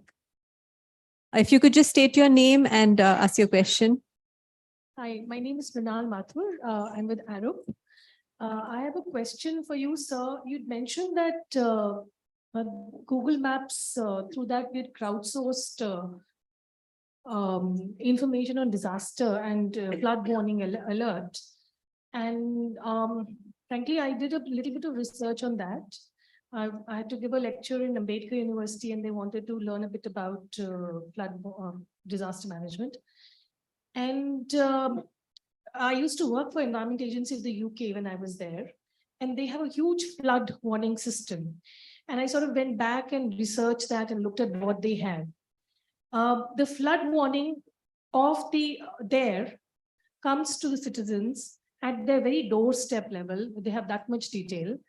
And it comes 1 day in advance, 2 days in advance, and it comes with a certain stage that you are in. The warning is orange, the warning is yellow, or the warning is absolute red. Whereas this particular, the crowdsourced version that we have right now, because that's the alternate version to a government-oriented warning system, is very much when the flood has happened. Because or the water simply come in. So there is a difference here. My point here would be, how do we bridge that gap? Because we need the government to be a little more proactive and have that sort of detailed, advanced flood warning, which is what is more important. think Dr. Gupta, yeah, that's directed to you. Yeah, so maybe I did not explain that completely. The Google Map based flood warning that is now existing in the Ganga and the Brahmaputra basin is an advanced flood warning system. It uses a combination of two factors. There are river sensors that have been put up by the Central Water Commission along the flood prone areas, and it uses satellite maps, of course. And it predicts the level of water, which is expected in the next 24 hours. So it is, in that sense, very similar to the one you mentioned in UK. The crowdsourced part is on the terrain side, because what happens is that the satellite maps and the river sensors are not able to gauge, for example, what are the terrain differences in the rural, in the peri-urban areas of Patna city. And that is where the warning seems to be very uniform across that entire neighborhood. So with the terrain data, it is able to give a much more granular information about, okay, the water level in this particular cluster of a neighborhood is likely to be more than the others because the terrain levels there is lower than the others. So the crowdsourcing is only for that latter part. Yeah. Any other questions? Yes, please.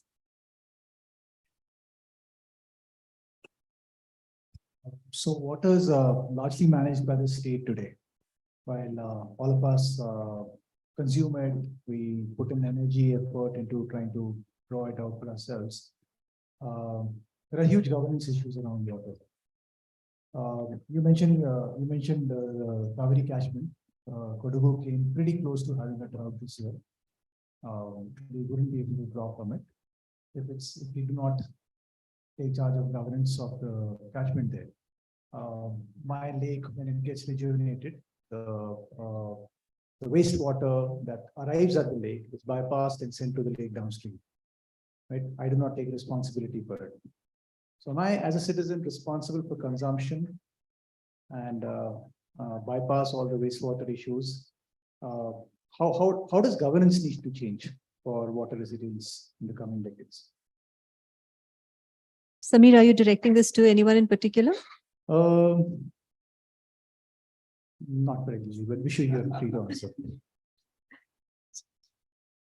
Sure, Vishwanath, please. Yeah, so Samir, you frame it well. It's not that I'm against rainwater harvesting or decentralized solutions or the local lake that need to be taken care of, but it need to be taken care of realistically in terms of this solution at a city scale, right? So one of the things that we are doing as citizens here in Bangalore, for example, is being very vocal about protecting our lakes or wetlands, about solid waste and so on and so forth. We're organizing and we're doing a lot around it. I don't think citizens are doing enough to understand what the institutional strengths are. For example, with the Bangalore Water Supply and Sewerage Board, what their weaknesses are, what kind of an institution we need for them to structurally protect all the water in our city, right? Including groundwater, wastewater, rainwater, and the lake water, and so on and so forth. There is, in my opinion, a huge lack of capacity with the institution. There's a lack of human resource capabilities. There's a lack of institutional well-roundedness. As an example, they don't have a single hydrogeologist, so therefore groundwater does not exist for them. They don't have anybody with wetland specialization, so they don't know anything about lakes, which is the way the institution has been created. Not blaming them, but we need to well-round that institution, capacitate that institution, and financially strengthen them. Citizens of Bangalore protest when Belandur and Vartur is in flames or sewage is entering it. But are we willing to pay the true cost for water? And the true cost for water is 95 rupees a kiloliter. I don't see citizens group coming forward to say, look, I will pay my fair share of sewage collection, conveyance, and treatment and hold my institution accountable. That never happens. So there is a human resource, institutional, and financial issue, which is at the heart and the core of how a city will function. And it's at the core of how our cities will manage climate change. And citizens groups now have to mature to engage with institutions and work around strengthening those institutions and holding them accountable, but also capacitating them to be able to do their jobs. I'm sorry, I was just going to add to that because I agree with that set of points. I think there's a couple of additional pieces. One is, I mean, people have to be willing to pay. But I think that there are some incentive design issues in the way our tariff structures are done throughout the country, which is a water utility gets X amount of rupees for supplying water, but it doesn't get anything additional for supplying taking away and treating the wastewater. So if you're a water utility and all of our water utilities are cash strapped, but their incentive is basically to delay investments in sewerage as much as possible because you're not getting any additional. It's a pure cost center.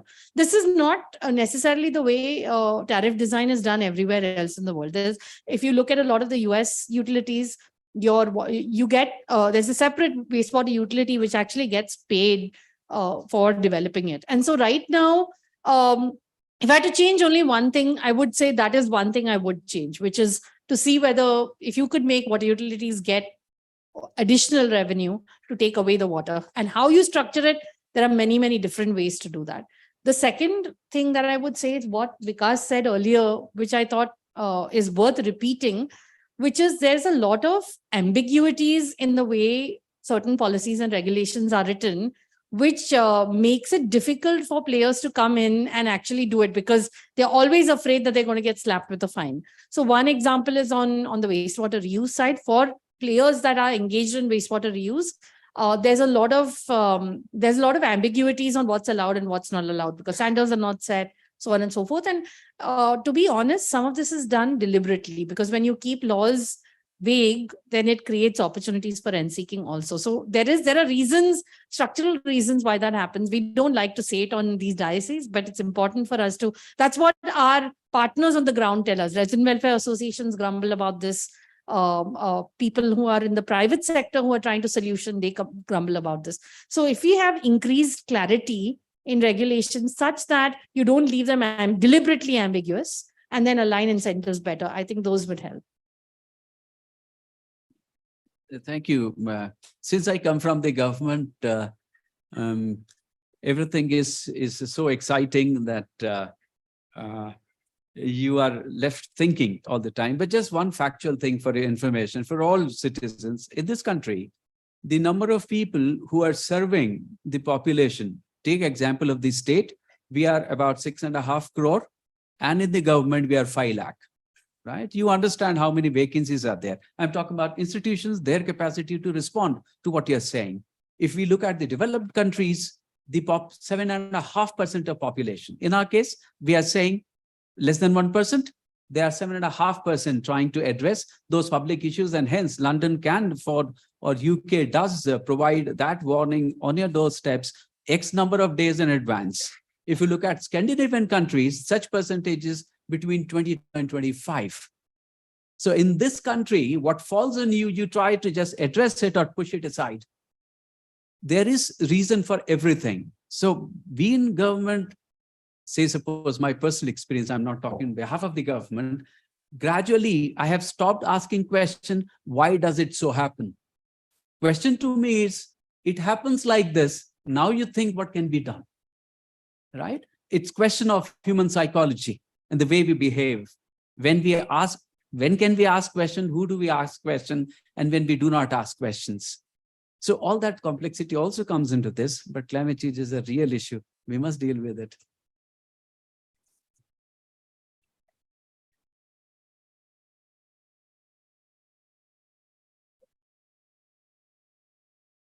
There's a button at the bottom. Okay.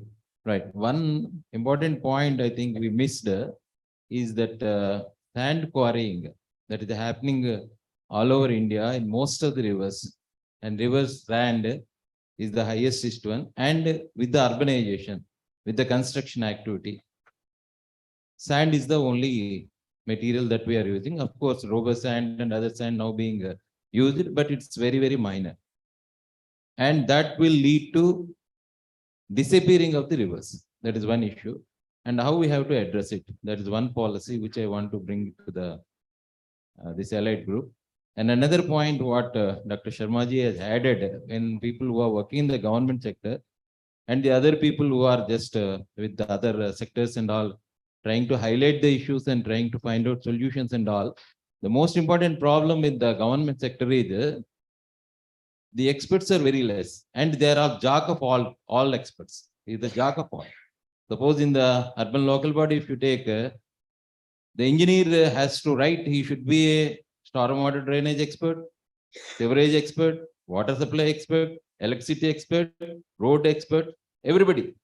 So, so for a population of say city like Visakhapatnam, 25 lakhs, the people answerable are around 200 engineers.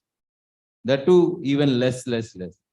So problems are many, but these people cannot address it. So that need, as he has put it rightly, that proportionate and all these things. So problems are plenty. Problems are always there, but how to address them, that is the main issue. So these things just I want to bring to the notice. Thank you very much. One more question next to you. So maybe that's the last one and we'll wrap it up. Another question again. I think what Vishwanath said at that time about shallow aquifer. Just wanted to share one case of my own house.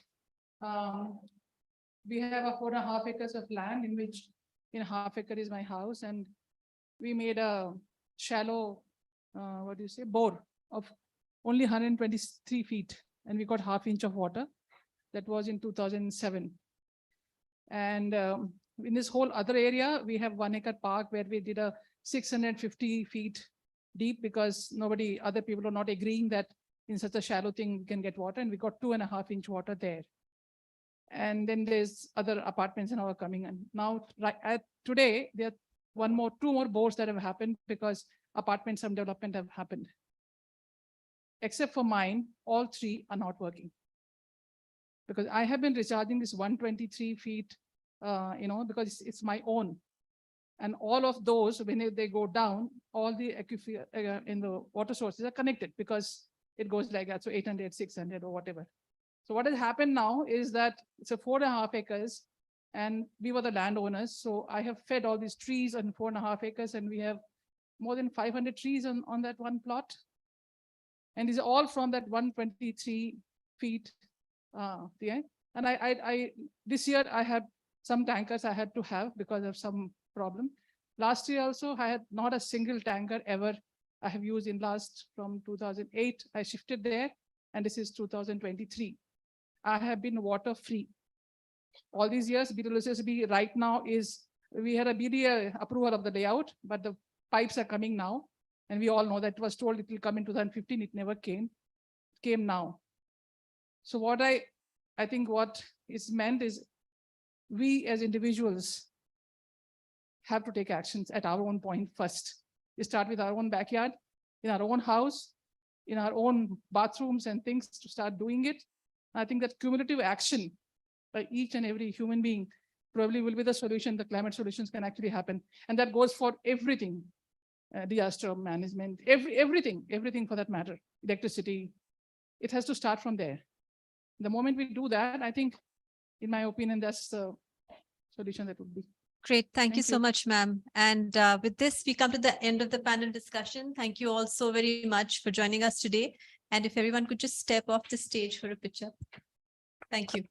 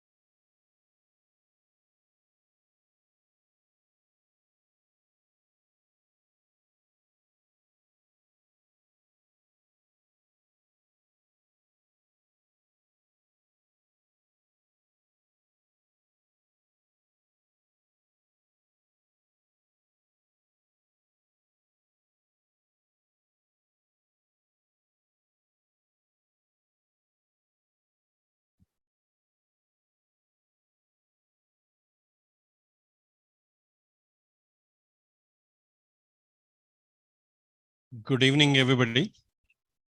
Welcome back to the penultimate session. I know that there is one more session after this, and I was told the speakers in the last session has to take the flights back to Delhi or wherever they are going. So without wasting any time, we will go ahead with this particular session. This session is environmentally responsible behavior.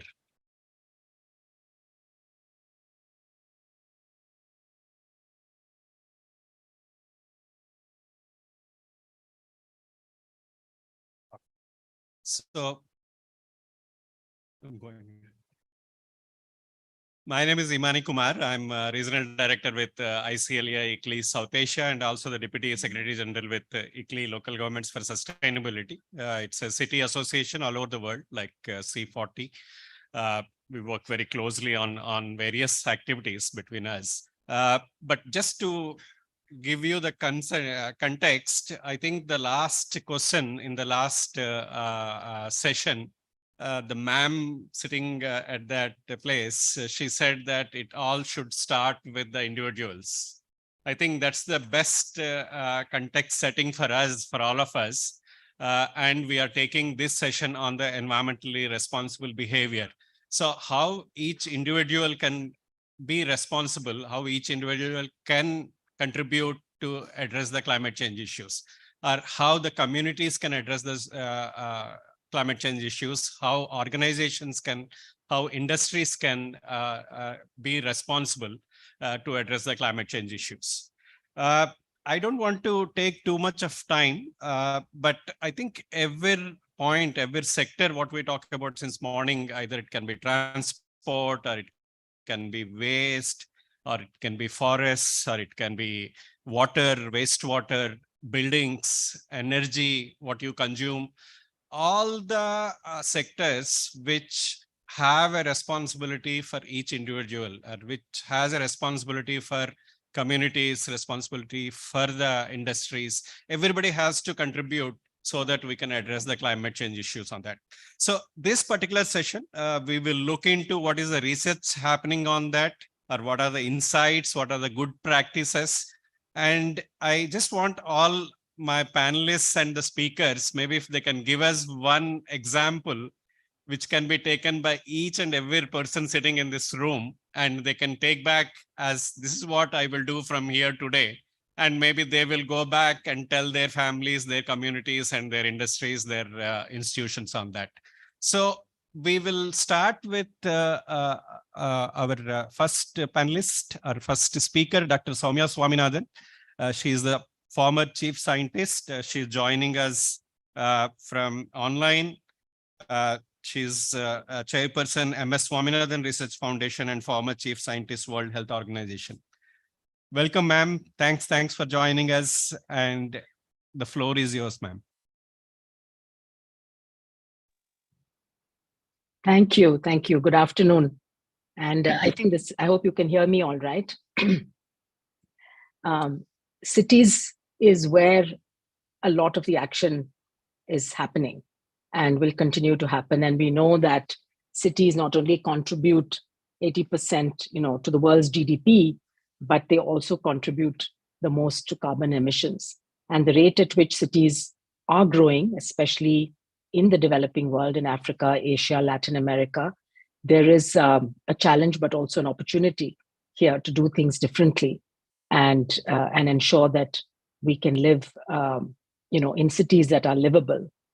So I'm really looking at it from the point of view of our health, because ultimately for me, climate change really translates into very concrete health outcomes.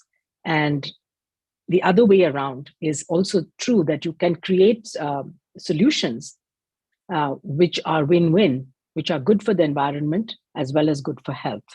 A few of these are obviously very obvious in terms of, let's take urban mobility, for example. If you could walk or cycle to places that are, say, within 2 or 3 kilometers, which is very, very doable, and most of us would like to do that. But unfortunately, in the urban environments that we live, it is currently not possible. or very unsafe to cycle or walk, even if it's a short distance, and therefore people are forced to take their cars. To commute longer distances, obviously, you would need a very good network of public transport. And we've seen that cities around the world which have invested in public transport, citizens actually prefer to do that rather than take their own personal vehicles or cars and drive. And so a combination of well-designed public transport, which can interconnect with opportunities to walk or cycle, will bring down emissions as well as improve physical activity. And if we look at risk factors for health today, it is very concerning, because the number one risk factor for health today around the world is diet, nutrition. And whether it's contributing to undernutrition, unfortunately, we see post-pandemic that there are more undernourished people in the world today than there were before, also because of the conflicts and issues that are going on, as well as climate change. And the other is overnutrition, obesity, again, increasing massively in developing countries. And so our food systems, you asked for a very concrete example. And I think what we could all do, and people living in cities where the policymakers can also contribute, but as citizens, we can make it a point to purchase and eat locally grown, locally produced, fresh food, rather than food that has traveled, thousands of miles or has been imported from other parts of the world.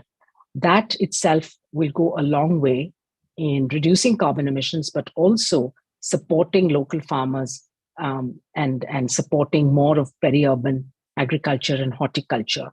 So that's a big shift, to be aware of what we're eating, to read the labels on things that we are purchasing, because again, our risk factors include too much of processed food or ultra processed food.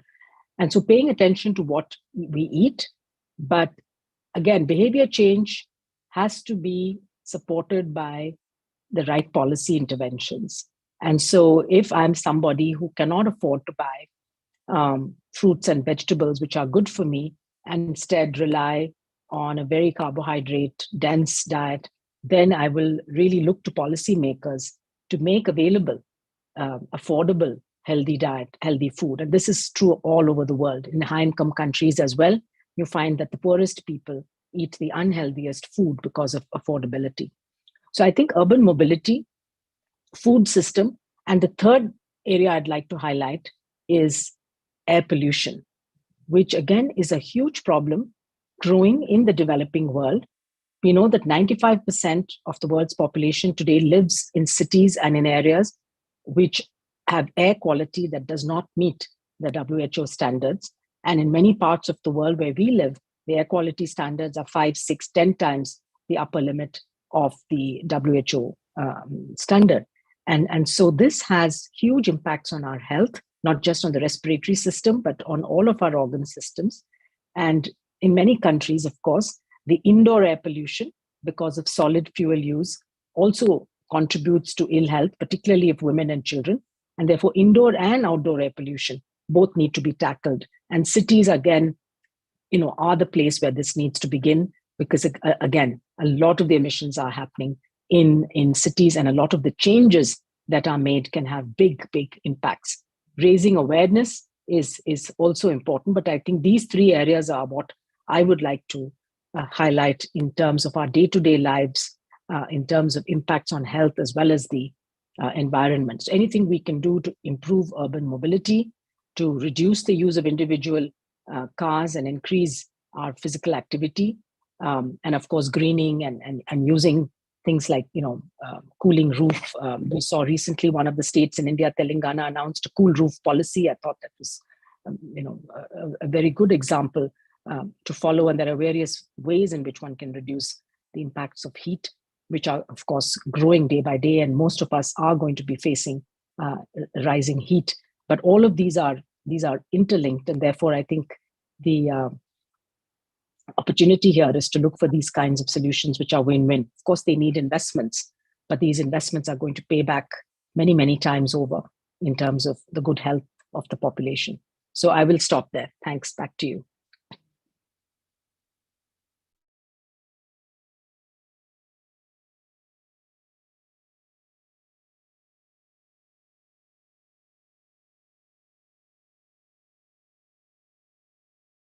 About food, about mobility, and also on the air pollution thing.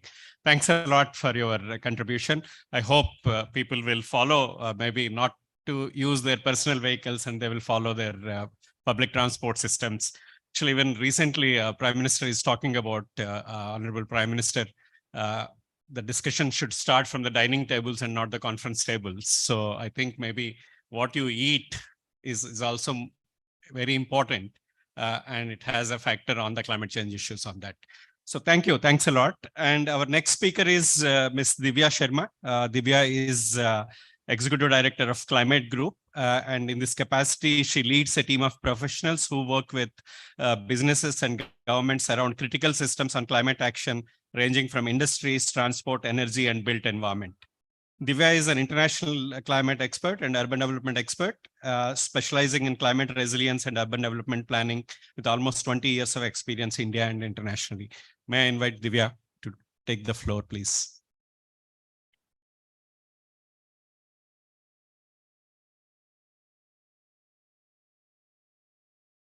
Thank you, Imani, and thank you for having me here.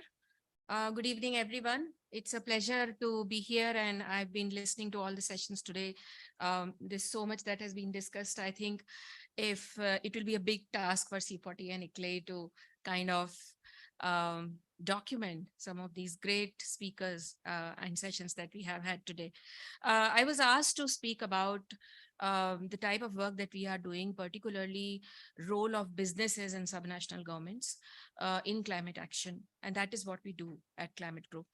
We work across 5 systems, which are mostly around mitigation, climate action, industries, energy, transport, built environment, and food systems. And I'll give you some insights and some examples of what we are learning from our work. And also I will try to speak about some of the work that I have done previously. So I would like to start with, because we are talking about environmentally responsible behavior, I was part of a program that IGES Japan was conducting around 1.5 degree lifestyles. It was around envisioning future lifestyles. And I was an advisor to this project. It was a global project. And this project worked with many cities, including Delhi. And it came up with really great insights, which direct towards how and which type of conversations and behavior change needs to be done. So because this particular project spoke about changing consumption and production patterns, it kind of demonstrated that this is very crucial for achieving the climate resilient future that we are looking at. And 2 basic elements to the results of these studies talked about resource efficiency and circular economy. And the second one was sustainable lifestyle and education.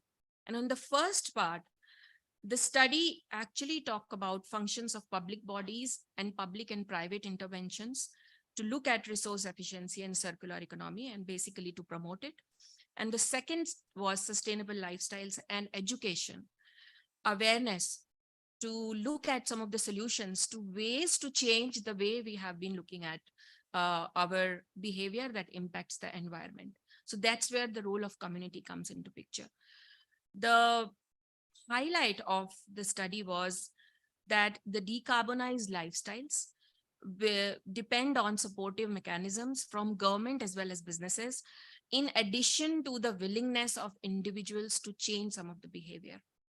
When we say that, it does not discount the task that the governments have and the task that the businesses have to influence markets. And that is where our work comes into picture. So Climate Group runs around 5 global campaigns, which are around 100% transition to renewable electricity, electric vehicles, energy productivity, steel, and concrete. And we work with big businesses and corporates. And the purpose of why we are working with big businesses and corporates is the fact that they have the influence, the resources, and potential to bring in change very quickly and therefore influence policies that can create market. And we work on the demand side of it. So for example, when I say we work for steel, we actually run a project called Steel Zero, where we are working with industries that use steel. And we are asking them to use and purchase low carbon steel. When they do so, they are actually creating the markets for producing low carbon steel and looking at technologies and market to start looking at technologies that can produce low carbon steels or net zero steel in the coming future. When these markets are created, when these large businesses are working towards this huge transition, and our programs are absolute target, 100% transition, nothing less than that. The target years is yours, but the principle is ours. That is how it operates. So when they do it, they also in the process influence the market, and they also in the process influence their supply chains. So we are working top down, which also not a bad idea because the resources are lying at these businesses level. The government is ready to hear from the businesses and corporates. In the G20, we have this B20 initiative, and we are part of the B20 initiative. There is a whole range of conversation that is going around energy transition, that how businesses are trying to influence policies, how they are trying to influence government's thinking around how this change can be brought in, mitigation centric and very quickly. We have our RE100 program, and we created a working group of businesses that had adopted for RE100 program, which is renewable electricity transition. And we got a very small funding from a corporate. And we instituted this working group, which actually worked at looking at the policy level interventions that are needed or the gap of it to let these businesses transition in the first place. And the big learning is that if these big corporates think that there are policy interventions that are needed for them to change the way they are operating their businesses, think of individuals who have no power and no resources to change themselves. So looking at individual first sometimes, and in some of the sectors really, seem to be unfair when there are larger entities and bodies that are driving very, very politically heavy interventions that are against climate mitigation or climate action. So that is where we are intervening. We have likes of Flipkart and Zomato who have taken our EV100 targets. And what they are doing is they have promised and they have taken the target, and they are held accountable. Every year they have to say how much of their target they have actually achieved, which is an accountable framework that is part of our campaigns. They have instituted that they will change their entire fleet on road to EVs by X year, which would mean about 40,000 to 4 lakhs of electric vehicles coming in the market, taking Flipkart's packages and delivering foods in several urban areas across the country, which would mean that the government is compelled to bring in charging stations across these cities, even secondary cities and tertiary cities where Zomatos and Flipkarts are operational. And unless they do that, they cannot fulfill their targets. These businesses cannot fulfill their targets. So that is where the dent is kind of made. The other thing that we are doing is with subnational government, and Imani was saying that we'll discuss about how we are working with subnational government. So I will try to pick on that. We are the secretariat to an Under2 coalition, which is a coalition of about 147 governments involving 270 actors, which are semi-government or parastatals, but usually subnational governments, where we work very closely with them, provide them this international community of like-minded governments who are moving towards net zero transition and towards declaring themselves to be net zero compliant state governments. In India, we have 7 members, but what we do with them is not only for them to take that target, but give them this entire ecosystem of assistance and an ecosystem of partners and collaborators where they are talking and learning about climate finance, where they are looking around what is the diplomacy around climate action. That is, what do we say at COP? What is COP teaching us? Why is national government asking us to do what it is asking us to do? And how do we put forth our demands to the national government and also to the international community as a subnational government to tell them what we need to make that change. There is knowledge, there is projects like Pathways program, where we look at, or it starts with government taking long-term greenhouse gas emission reduction goal, and then working backwards to identify the technologies, infrastructure, and investment that will be needed for them to create a dent or create policies or even implement some of these asks. Coming down to the individual level then, from that, I want to give two examples. This is again coming from the work that I had done a few years back. It is about a sandboxing initiative, which was called an Urban Living Lab. It is the first of its kind, and first Urban Living Lab was set up in Panjim in Goa. And it is a collaborative space for incubating and co-creating solutions to complex urban challenges. It was instituted by the Danish government and Ministry of Housing and Urban Affairs, and National Institute of Urban Affairs was kind of a secretariat to that program besides the lab itself in Goa.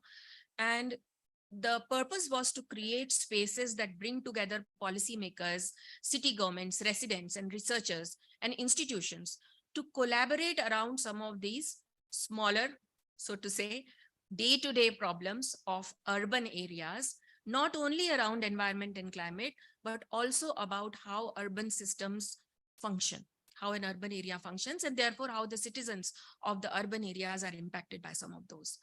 And I think there is great value in looking at some of these interventions, because they are not only demonstrating what can be done, but are also demonstrating the way these things can be done.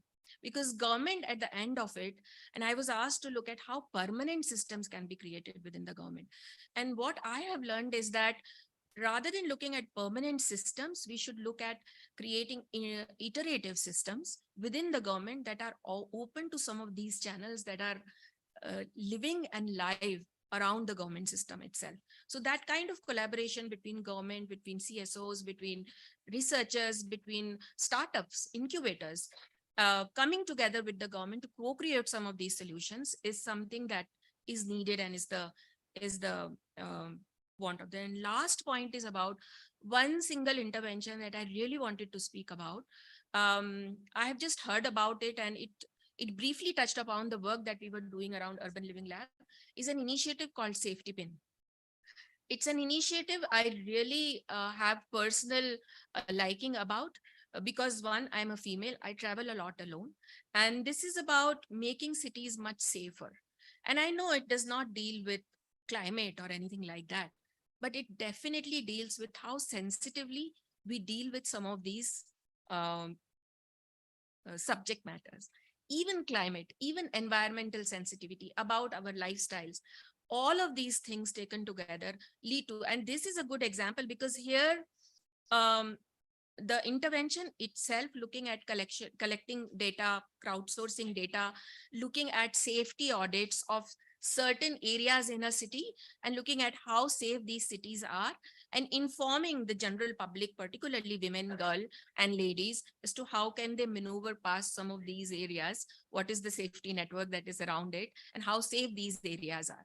It again, when the results of some of these areas come up, pinpoints to some of the policy interventions, some of the infrastructure level interventions that the government and citizens together need to take around some of these things. And I think it is closely related with how we live our life, how we make decisions, day-to-day decisions of our movement, mobility. Because it's very easy to say take private public transport, but have we created those kind of infrastructure which make it safe for all the citizens, make it accessible, affordable to all the systems in the society? So I'm talking from the side of the individual as an individual, the vulnerable side of individuals, to why and they cannot take some of these interventions unless the big players come with the right intent. So I would leave it here, and I'm happy for any questions whenever there is a time. Thank you.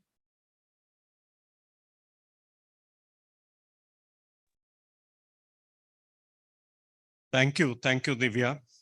Starting with the global industries to subnational governments to living experiences and then personal safety. I think all the levels what you are talking about, I completely agree with that. Maybe we will see if we can take up questions at the end on these activities.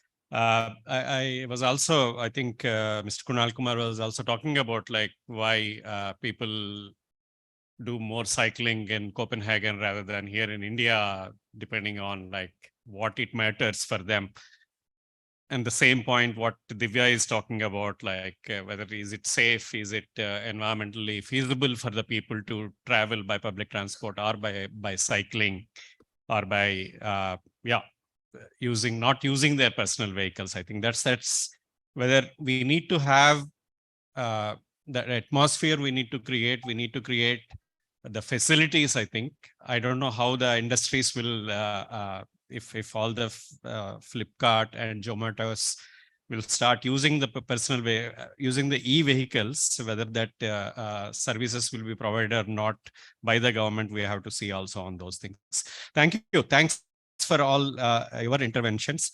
We have the third speaker, Mr. Singh. Mr. Ranadhir Singh is the Director E-Mobility Senior Team Member from the Advanced Chemistry Cell Program from NITI Aayog.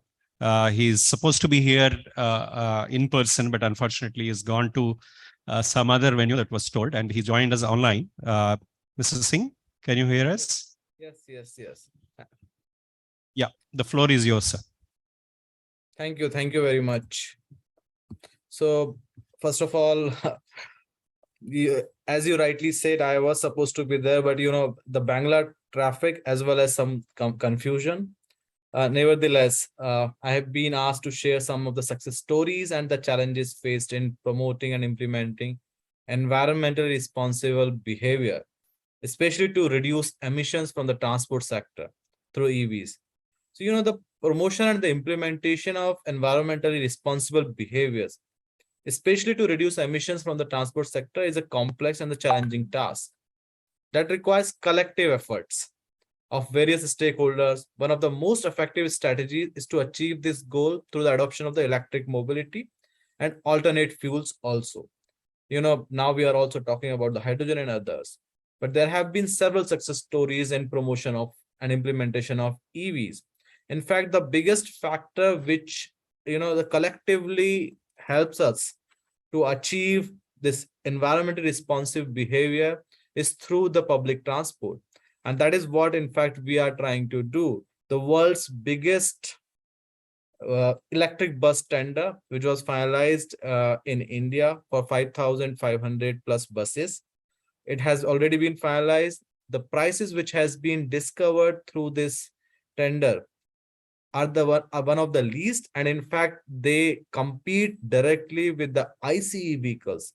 So for the AC buses, the prices which are discovered through the OPEX model is around 42 rupees, and for the non-AC is around 38-39. In fact, there are two more tenders for the price discovery which has been done, and the prices discovered under those are also very, very less.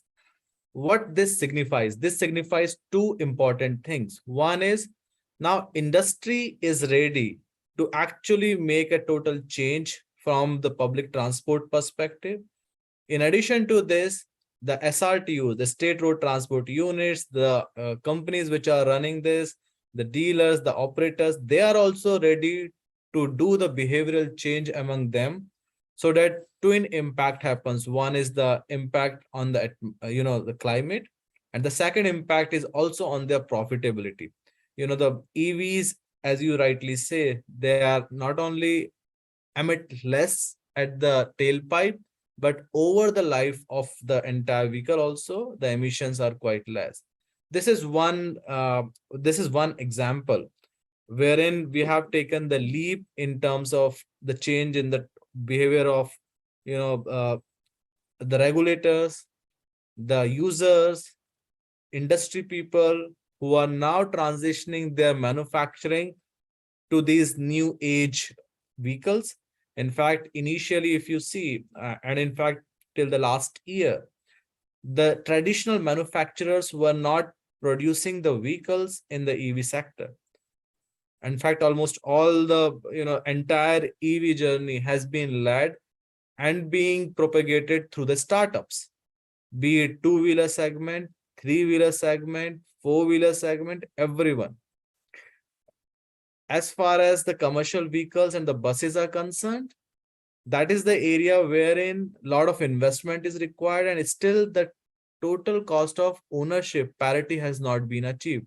And we are looking forward for this cost to come down on an operational basis, but we cannot wait for that long. And that is where the interventions, fiscal and the non-fiscal interventions are required, not only at the government stage, but also from the public awareness, also from the industry perspective, and of course the SRTUs and the public transport and the fleet operators side. That is where the change is required.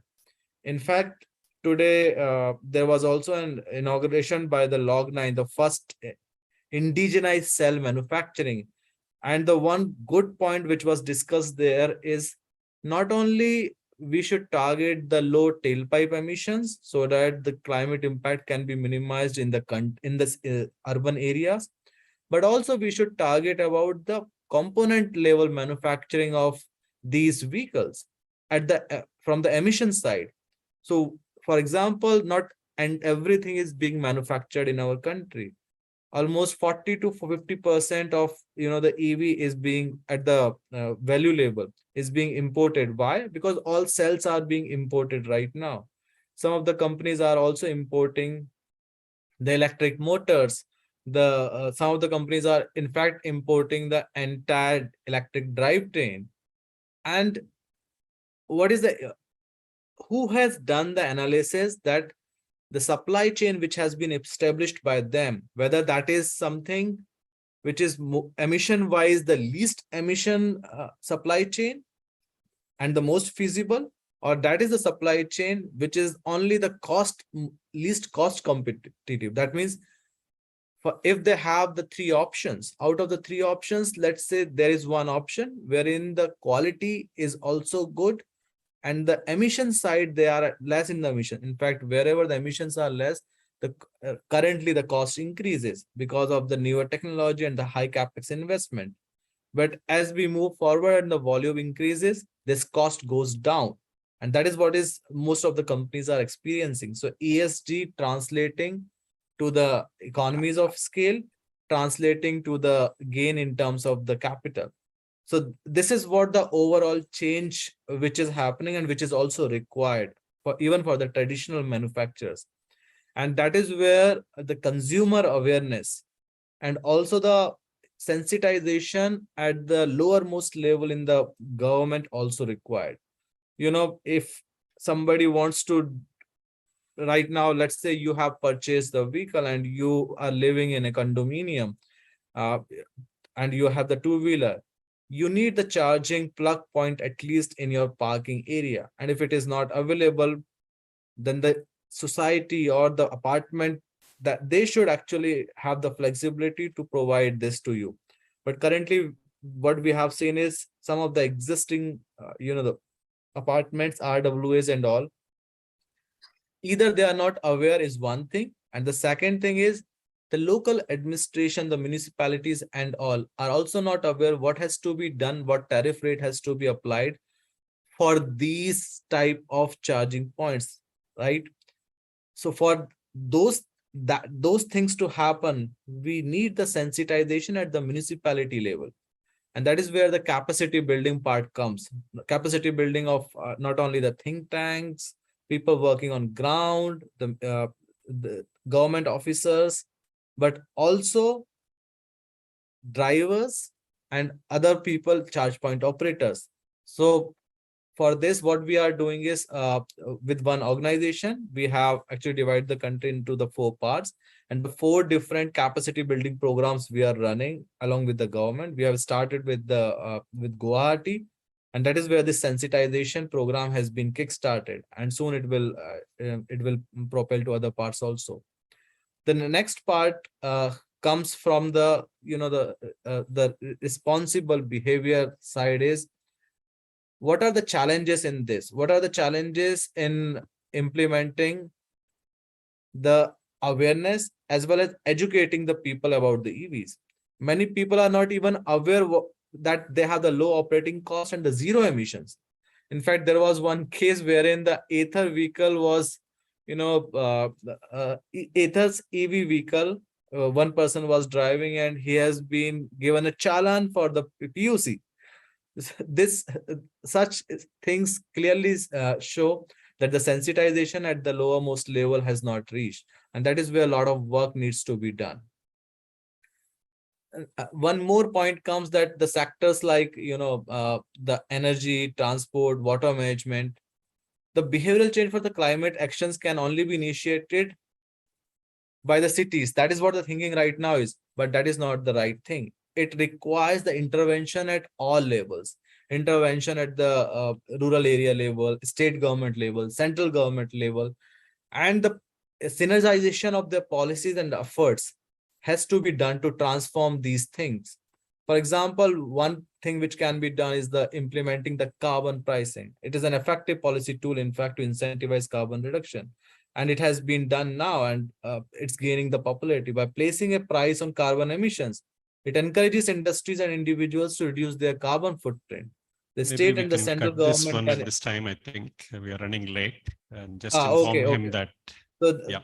Right. Yeah. Anyway, so, these are the few things which can be done, and I think with this, the overall transforming synergies between the state, central government to promote climate action in sectors like energy, transport, water management, it requires a multifaceted approach and combination of the policies and the public-private partnership. Thank you very much. Is the Deputy Municipal Commissioner from Rajkot Municipal Corporation. Maybe these name cards you can take that, Benjamin. Mr. Nandani has an MBA Finance and Deputy Commissioner from Central Zone from Rajkot Smart City Development. And he joined in 1998 as from the Municipal Corporation as CFO and elevated as a Deputy Commissioner in 2014. He's looking after the information technology, finance, smart city, sports facilities, RMC, civil works, water supply, and all. Thank you, sir. Thank you for joining us this session. We have Mr. Samir Shishodia, CEO from Rainmatter Foundation. Samir ji, please join us.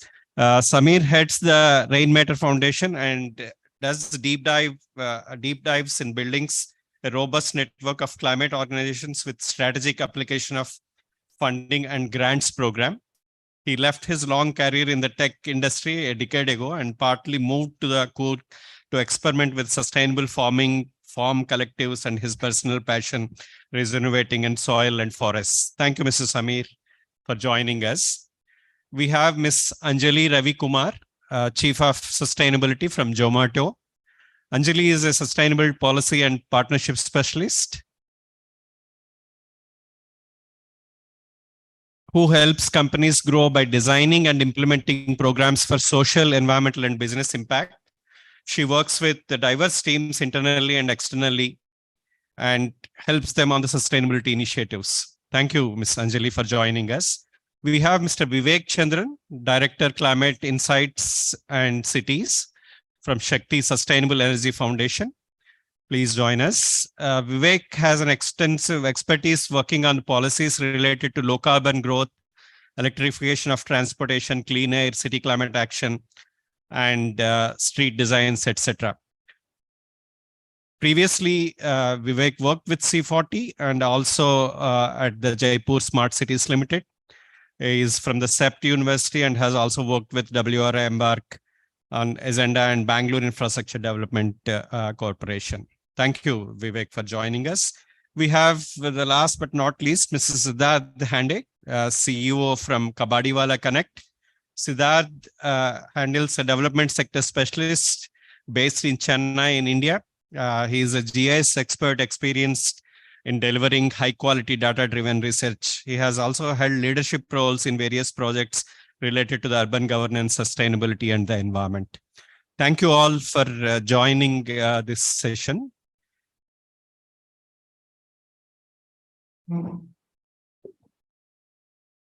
because of the time constraints, maybe I will request each one of you to maybe intervene for 4 to 5 minutes maximum, because we can then take a few questions from the audience on that. Is that okay?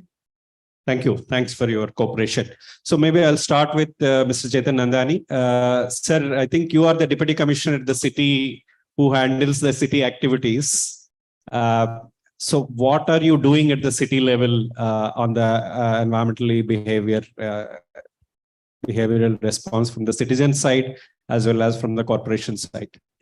Rajkot is the right case to promote environment responsive behavior, because 50% of our water comes from far away sources, nearest being 60 kilometers away. So we have few instances where we try to demonstrate, nudge people and motivate people, or incentivize locally within our capacities to promote, go for environment responsive behavior. First is renewable energy. So periodically we have invested in 1.4 megawatt capacity, and 2% of our total energy bill is reduced because of that. Now we are going for a single 4 megawatt installation, and that itself will reduce our energy bill by 8 to 10%. So probably when people see those installations across our assets, water and sewerage assets, they are in fact motivated and driven by other government incentives. If you see in Rajkot, probably almost 10 to 20% of the houses, they have solar PV installed on them. So that is the impact. Number two is transport. Like prior to 2012, we did not have a public transport system in the city. So we are a 20 lakh population city, and we did not have a public transport system. So probably to drive these agendas, we started with a basic BRT, 10 bus BRT and 110 non-BRT. Now we are converting it all to green transport. So we have ordered for 150 buses. 60 buses are already deployed on the roads, and more are yet to come. We are even planning to add 100 more CNG buses. So probably within a span of 3 to 4 months, over 100% mobility would be. Third is water recharging. Like Rajkot, because of a very specific terrain, the water recharging was not convenient. Now we have a more scientific aquifer map, and we ourselves are doing it in a massive way and nudging people to do it in a massive way. One more sector is cycle for change. In fact, long back we built cycle lanes, but nobody was using it. So we started incentivizing bicycle purchases. So since many years, we have been giving a modest token subsidy of 1,000 rupees for every new cycle bought in the city. And combined with a few campaigns from Government of India, MOHUA, Cycle for Change. And I myself have been commuting to office, not every day, but at least 2 or 3 times a week. And that is nudging people. And that has started with school children. Now almost we find 10 to 15% of the school children, which earlier were not using cycles. Now they are using cycles for school or their coaching classes. And last would be, we are demonstrating again water recharging in our smart city project. There we have designed a 930-acre greenfield project, and wherein we plan that not a single drop will be wasted. So all the rainwater will be collected in the 3 lakes which we have deepened in the city. And we are also, in fact, it is operationalized. We have put a tertiary treatment plant in one of our STPs nearby, and that will be pumping treated water to a nearby lake, which we are trying to convert into a massive amusement zones. So probably through these few interventions, we have tried to. And transport, again, we have put a few smart bus stops. So they are powered by cameras, CCTV cameras that are connected to ICCCs. So that promotes safety. with lighting, ergonomic seating, and mobile charging facilities. Plus the turnstiles and the public announcement systems, ETAs, and that has increased our ridership by 3 times. From 2012 to this, it has increased the ridership. So these are the few of the interventions we are trying at the city level. Thank you, Mr. Nandani. I think not just only preaching, you're also practicing it. I think coming to office 2-3 times. Thank you, sir. We'll come back to you. Ms. Anjali, can you explain how the online food delivery industry implements ERB in its supply chain? I think something Divya has talked about. And maybe if you can give us some key examples, what's happening in that industry.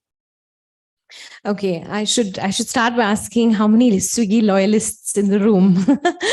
What will be heartening, I think, for most people to know is that Zomato is the only food delivery company in India to offer 100% green deliveries, in the sense that we've ensured that all our deliveries are 100% carbon neutral.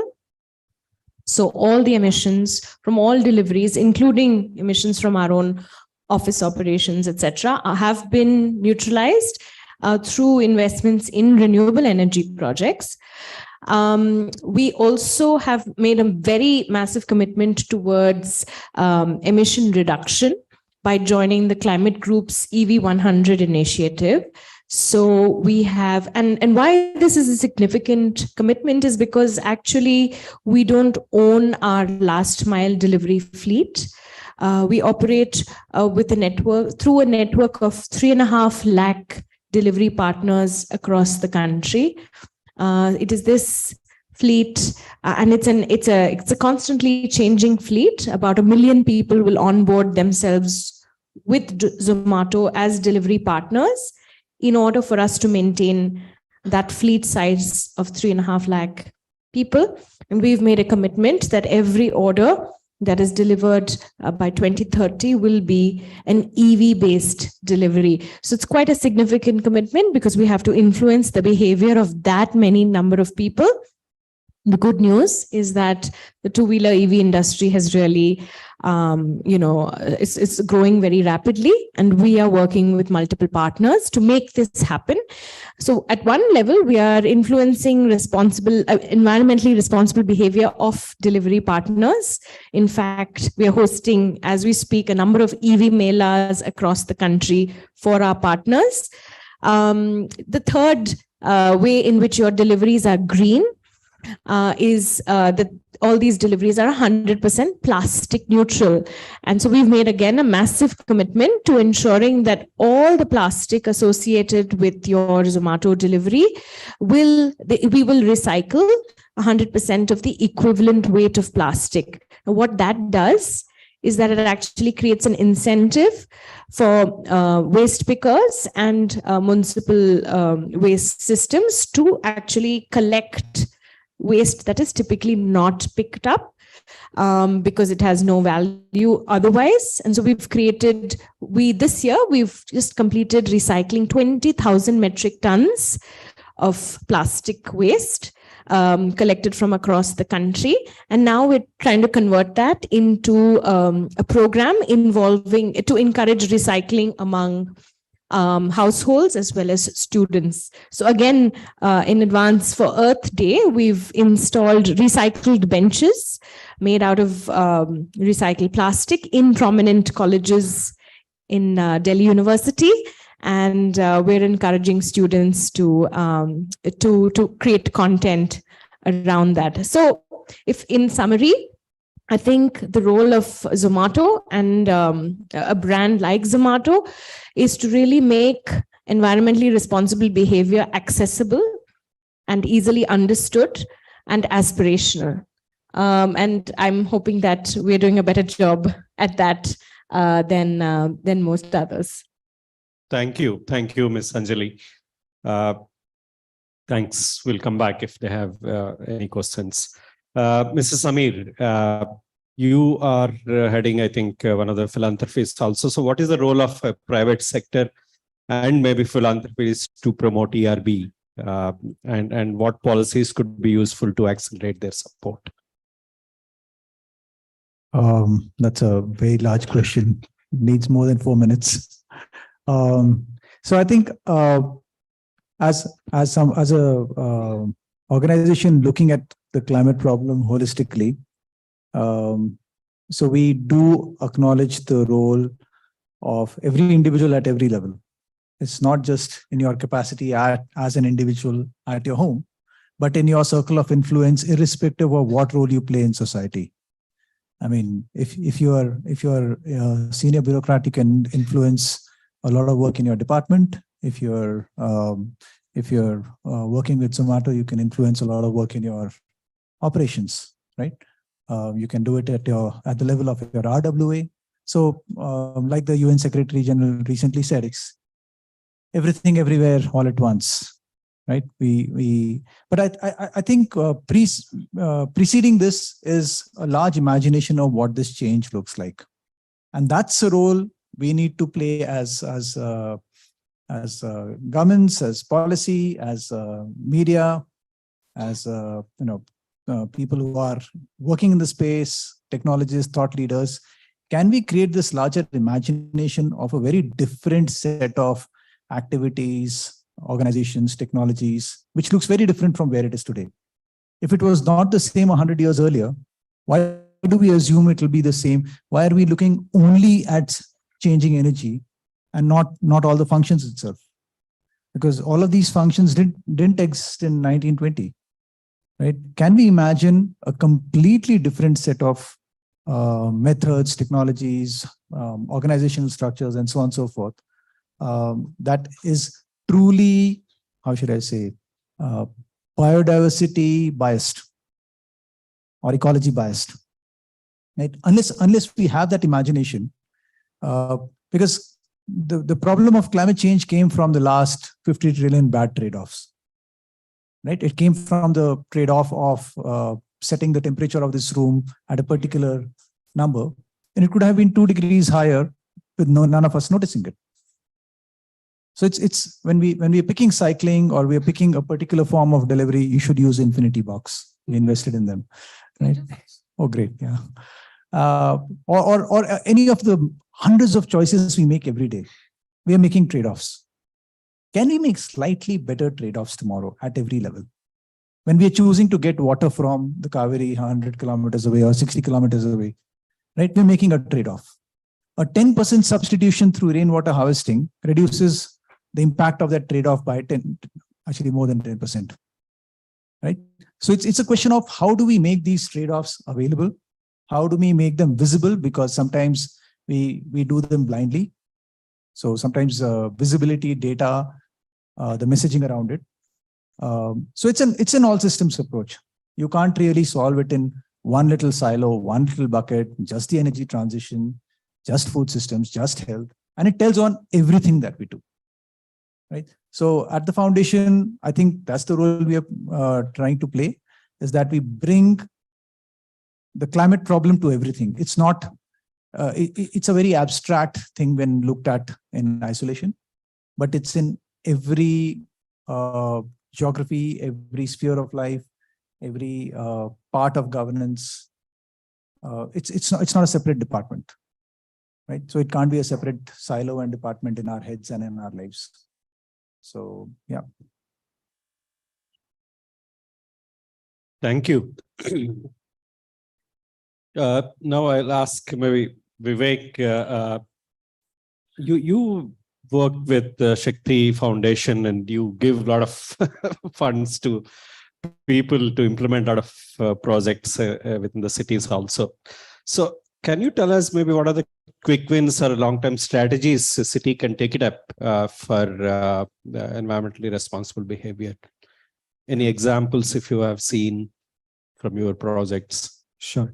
So we work with cities ideally holistically because there are multiple sectors on which actions can be taken. So maybe for this, I will illustrate perhaps an example of transport, and transport has been illustrated already. And it's good to talk about EVs also because I think it was spoken about by one of the speakers earlier. Now, if you look at how the national government has looked at EVs, it's largely policy incentives, financial incentives that have taken place. And I think what cities can do is to start increasing, adding on to it, but also filling in the blanks, right? Because there's a lot of actions that need to happen on the ground, not just at a financial cost space. And for that, I just want to first start with a framing of this problem, right? What is behavioral change and how do we first perceive it as how the change happens and therefore where action can happen? So one is, we have to understand there's three parts. There's a downstream action, midstream, and upstream action. Downstream is in the minds of people, right? What do you think, perceive about a certain problem, and how do you feel about it? And therefore you take actions because of your perception of the issue. The midstream is what in your environment determines why you act the certain way, right? So if cycling is the case and there's an illustration that you don't want to cycle because you don't feel safe, that's an infrastructure problem, right? So that's your midstream. That's the environment that decides that, well, I might or might not cycle based on what my environment determines.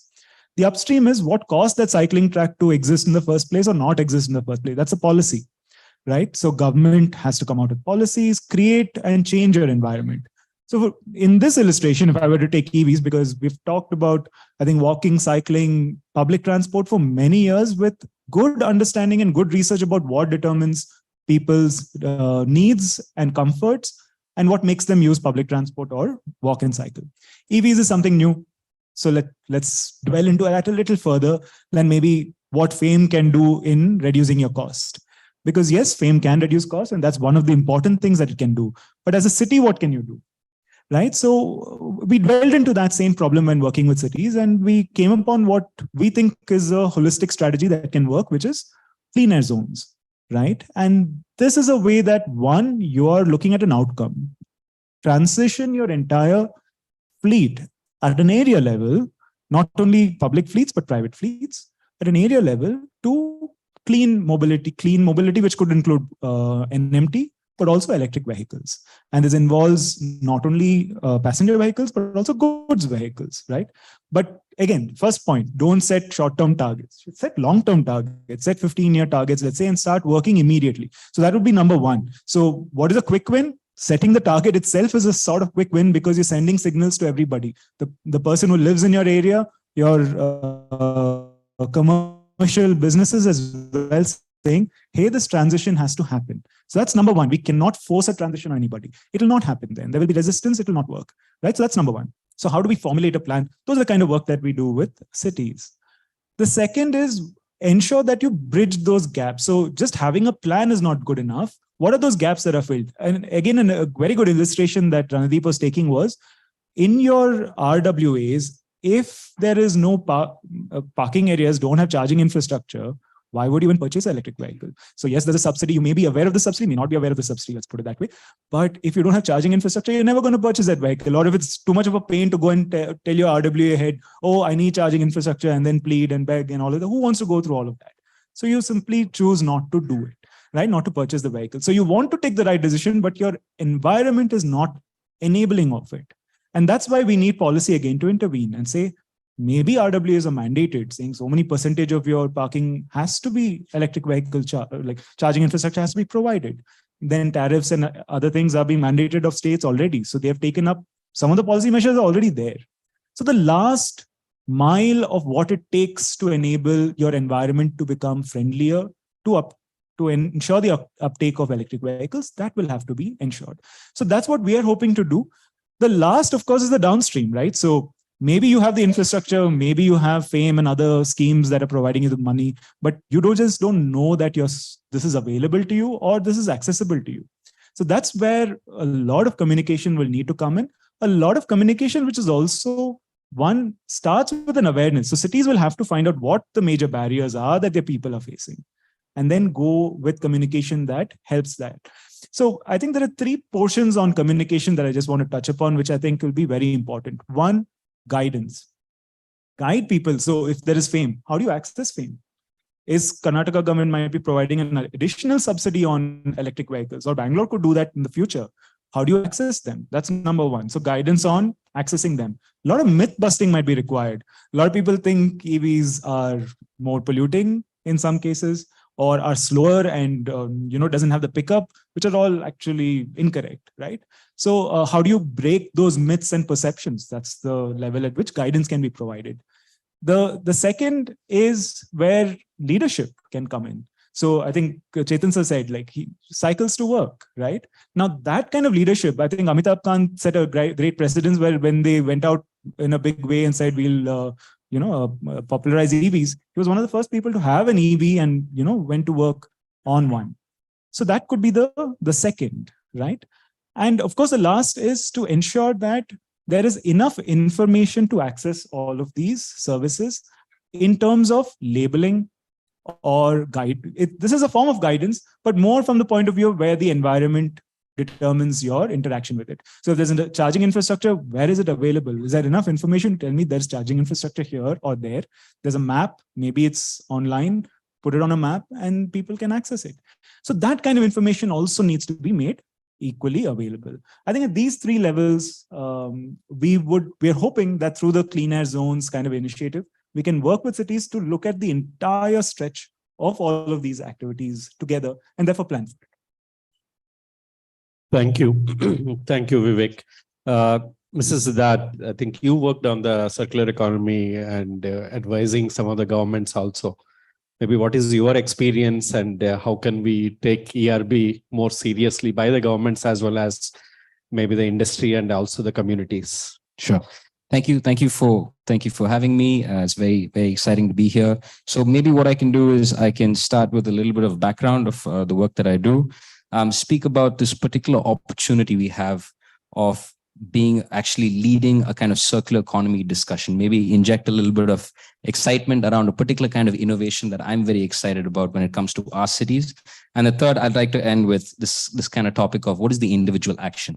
So I'm a data scientist by training. I worked in the development sector for a number of years before starting Kabadiwala Connect in 2016. Kabadiwala Connect is a for-profit social enterprise that works to integrate the informal recycling supply chain in cities in the global south into the formal system.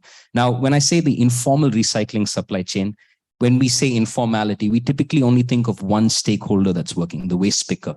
We know that this person walks the streets, scavenges for material they think they can sell. But then after that, it gets kind of mucky about what is actually the supply chain. So as a data scientist working in 2015, my goal was, I'm from Chennai, my goal was to actually walk every street and find and map every single scrap aggregator I could find.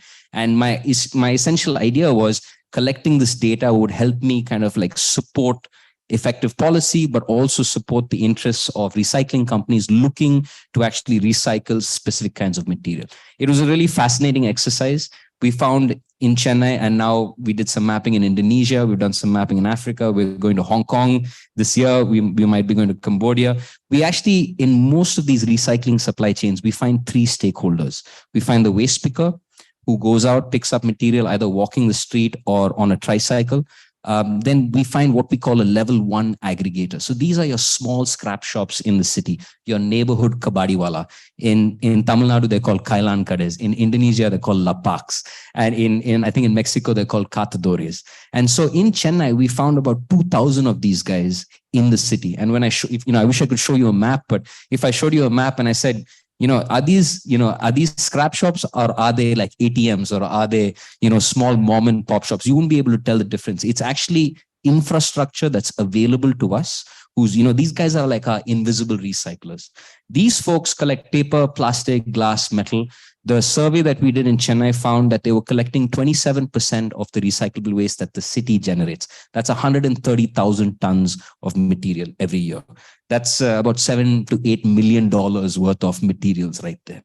These folks would then actually sell to, we found about 300 informal material recovery facilities who are then doing a very important job of pre-processing the material and then, sending it on its way to recyclers. So PET, for example, in India, when you look at how much PET a ward generates, which is our local administrative block, how much they generate versus how much is collected versus in the scrap shops that are in that ward, it's almost close to 100%. And so we work with a lot of recyclers now saying that you can do the same thing for PP, PE, low value plastic, textile, etc., etc.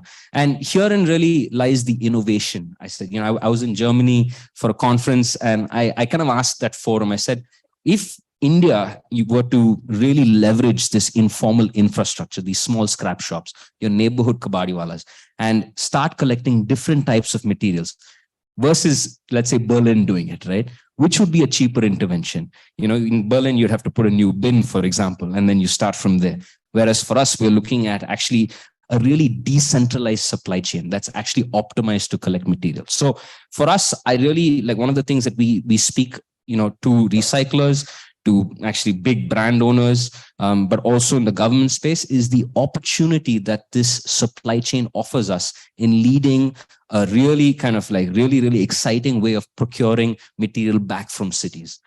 Given the fact that it's very expensive to do it in a centralized way and municipalities are really struggling. In fact, when we talk to municipal actors, they are hyper aware of the value that the informal supply chain is providing them. They know.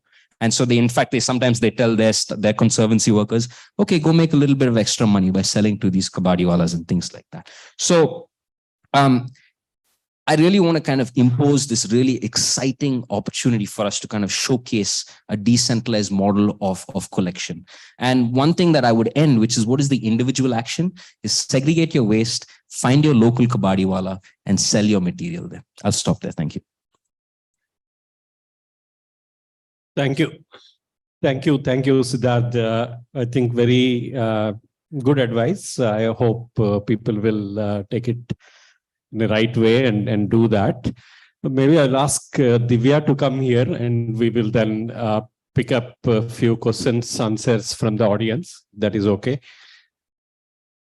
Is 5 minutes?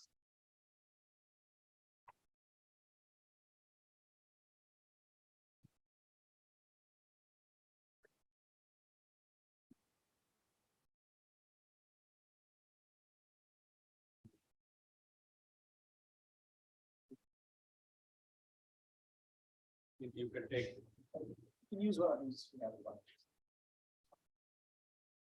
I think I speak for everyone when I say not only this session, all the sessions were fantastic. Thank you to the organizers and thank you to all the speakers, but I'll be very brief. 2 questions. Both I will take EVs as an example, but they are not restricted to EVs. As part of the creation of infrastructure awareness, environmentally responsible behavior, I would like to know what plans are there to upskill the probably more than 1 crore mechanics that repair our IC vehicles will probably all lose their livelihoods if the whole country switched to two-wheeler EVs, for example. That's just one part of the question. The second part of the question is primarily to Mr. Siddharth Hande. Fantastic Kabadiwala system, it's an awesome system. Now I'd like to know how is the system ready to take up the battery waste or from EVs, or if I were to generalize, say a few years down the line, all the solar panel wastes that are going to come from the solar PV, or the various e-wastes that are already flooding the waste system. And how is this ecosystem developed? Thank you. We'll pick up 1 or 2 more questions and then we will then answer it. Yes. Hello, good evening all. I will also ask a very brief question. When we talk about this environmentally responsible behavior for the industries, so over the pan globe, we have seen the very big shot companies is also trying to evade the government norms to evade the emissions norms. Recently, we have seen the VW Volkswagen have programmed their vehicles to emit very less when they have been tested. So similarly happened in the US as well. So when we talk about India, Indian companies like big conglomerates are just also taking up the routes and the like roads of the greenwashing. So what is your take on that? Thank you. There's one here and one last. That's it. Then we will. Okay, this question is for Divya ji. You spoke about the lab in Panjim, right? So I just wanted to understand it a little bit more in detail.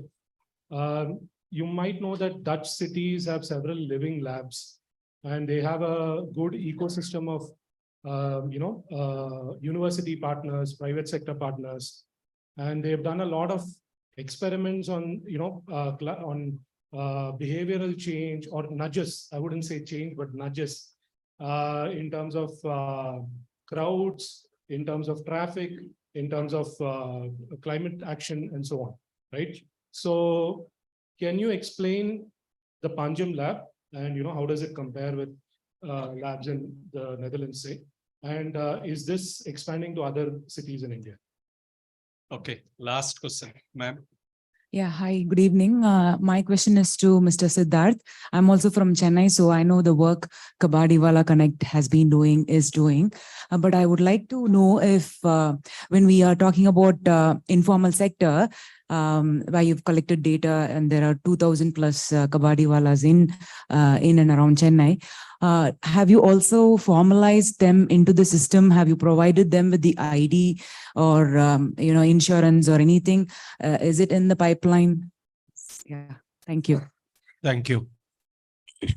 Divya, you want to answer first? Yeah. So I'll first Briefly. answer very quickly about urban living labs and then the question around greenwashing. Yeah. So around urban living labs, because it was funded by the Danish embassy, we had Danish experts come to the Panjim lab and actually kind of design the process within the urban living lab. So several interventions that were planned and observed and created within urban living lab in Panjim had its roots or learning from the Dutch urban living labs. And what we did was to contextualize some of those learning to Indian conditions, particularly how these could be instituted within the government mechanism. So that was the difference there. And that's the short answer, but we can speak afterwards. On the greenwashing thing, I can speak of our climate group. Yes, we have seen some of these type of things, and that is why we have introduced a disclosure mechanism within the targets itself. So the 100s program, for example, they have a disclosure system, which is a framework developed by CDP, particularly for RE100 and all the other ones, that they will have to disclose their commitment as well as what they are achieving year on year in their target achievement. And we have also actually barred from taking funds or from companies that we know have committed some kind of greenwashing at any instance of time. So we are very, very strict around some of the targets that these companies take and the disclosure around it. Yeah, thanks. I'll also be brief. Maybe just a couple of things. I think so on the question of how is the informal sector placed to procure different kinds of material? I think it's extremely exciting what they can offer us, just because of the way they're set up. But there are certain key issues that need to be tackled. The first really big one is the issue of health and safety. The fact that right now waste pickers have to scavenge for material. So the idea of actually, we actually, and maybe this speaks to this other point of formalization, but we typically kind of advocate for a 4-step process. The first is enumeration. And so go out, walk every street, find every person who's working in this particular supply chain and kind of look at how they're creating value. Typically, waste pickers and small scrap shops, they're really focused on collection, whereas the larger kind of informal material recovery facilities are focused on pre-processing. So you need to invest so that they have better pre-processing facilities. And here you need to invest so they can do the right kind of last mile collection. So I think if you're able to do that, you're essentially formalizing this kind of really highly efficient ecosystem that's working to recover material. And so then when it comes to different kinds of material, you can really start working with them and incentivize. So for example, I'll end with this point. It's like, right now, none of these actors collect low value plastic because it's just coming up. There is just, recyclers setting up, doing testing, et cetera, et cetera. But we have found that if you set the right pricing, if you work in the right way, you can actually get guaranteed volume from this ecosystem so that they're collecting that kind of material. You think of technology connecting, households to the scrap shop, then it becomes even more exciting. So used oil in a weird way is actually becoming a very exciting material to collect back, either for your biodiesel and things like that. And so I don't see any issue with any kind of material. I'll stop there. Thank you. Yes. Vivek, you have anything? Last point. So I'll just take the two quick questions, one on the skilling of transport and the other on the emission norms, right? So I'll start with the emission norms. I think one of the problems with emission norms, and you're going to see this happen in India as well, is there will be those vehicles that do not comply, and there will be attempts to fix it because it's simply expensive to make this transition right now. And yes, such hacks are possible. These hacks are not only possible by the OEMs at the end of when they get the licenses to, sell these vehicles, but also at the second level where once it has been sold, because maintenance of these vehicles are also very expensive. If one of these catalytic converters stop working, that's 20,000-30,000 rupees gone, right? And that's going to get more expensive as you go into, now we have BS6, BS7 is going to be far, far more expensive. So one of the reasons why Maruti recently said we are really thinking hard about switching to EVs, because BS7 is not going to be feasible for them at all. And that's one of the reasons we should also think about leapfrogging to electric directly and not go down the path of BS7, because nobody's going to be able to afford vehicles. And yes, I don't think anybody foresees a future in which we don't have vehicles. So that's just not going to be possible. So cities will have to help that happen.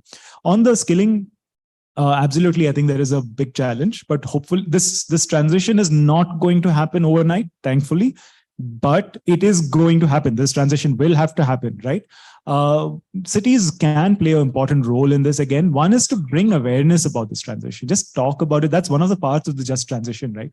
Have a dialogue about it, raise awareness. There's 20-30 years to make this transition to an extent, because the last ICE vehicle is still going to run somewhere around 2050, right? So these people will have work, these folks who are undertaking servicing, but their numbers will decline, say 20 years from now. Also, one of the things that we understood when we're looking at our just transition work is people will choose other professions, right? But enabling that, giving that knowledge that, hey, there's a transition happening. That's important because a lot of people might just miss this whole transition. They may not understand it. That's important. Sorry, last in the benefit of time, intervention. to request to people to catch up with the speakers after this. Last Yeah. intervention from Yes, Mr. a small. Someone asked about the waste speakers. In fact, it is mandatory. Like even at municipal corporation, we recognize them. We give them the identity cards. We have some schemes to promote them. In fact, they are our major stakeholders. In fact, we have a scheme wherein we buy banned materials from them so that they again don't enter the market.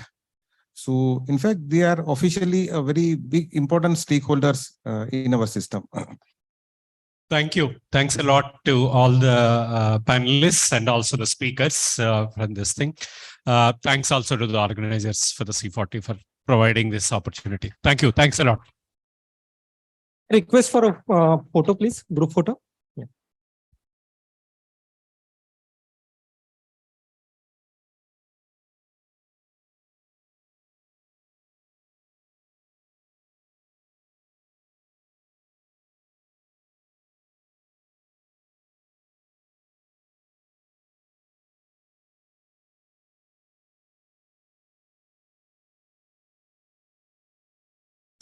Yeah, thank you so much, all the panelists and also moderator, Mr. Kumar. Thank you so much.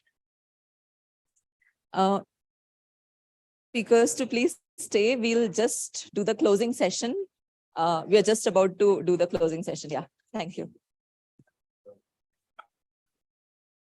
I would now like to request all our speakers for the closing session, Mr. Solomon Arokia Raj, Joint Secretary at the Department of Economic Affairs, Ministry of Finance, and he's also the chairman of the Infrastructure Working Group of G20.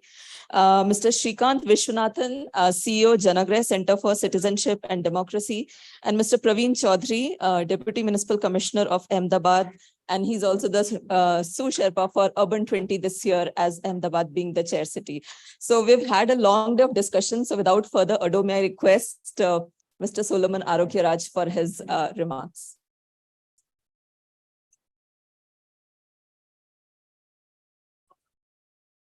Thank you so much. In fact, it was an exciting day. I've been here in the second half. A lot of discussions around the urban resilience and resourcefulness, resource consciousness, and also the environmentally responsible behavior. I would say that a lot of inputs are very educative and informative. I would like to try and connect it to the infrastructure working group and the Urban 20 group that is under the G20, what we are trying to achieve and how informative these inputs are. So under the infrastructure working group, the Indian presidency's main theme is financing cities of tomorrow that are sustainable, inclusive, and resilient. Now, the overarching theme is financing, but we have to define the cities of tomorrow with these three variables that are sustainability, inclusivity, and resilience.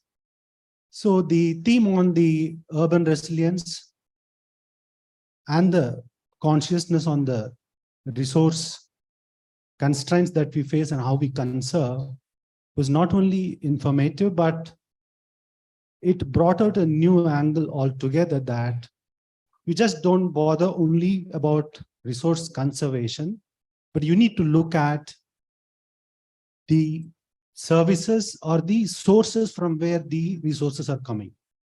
Now, the cities are expanding, the urban sprawl is becoming a major problem. But then where do the cities get the services from?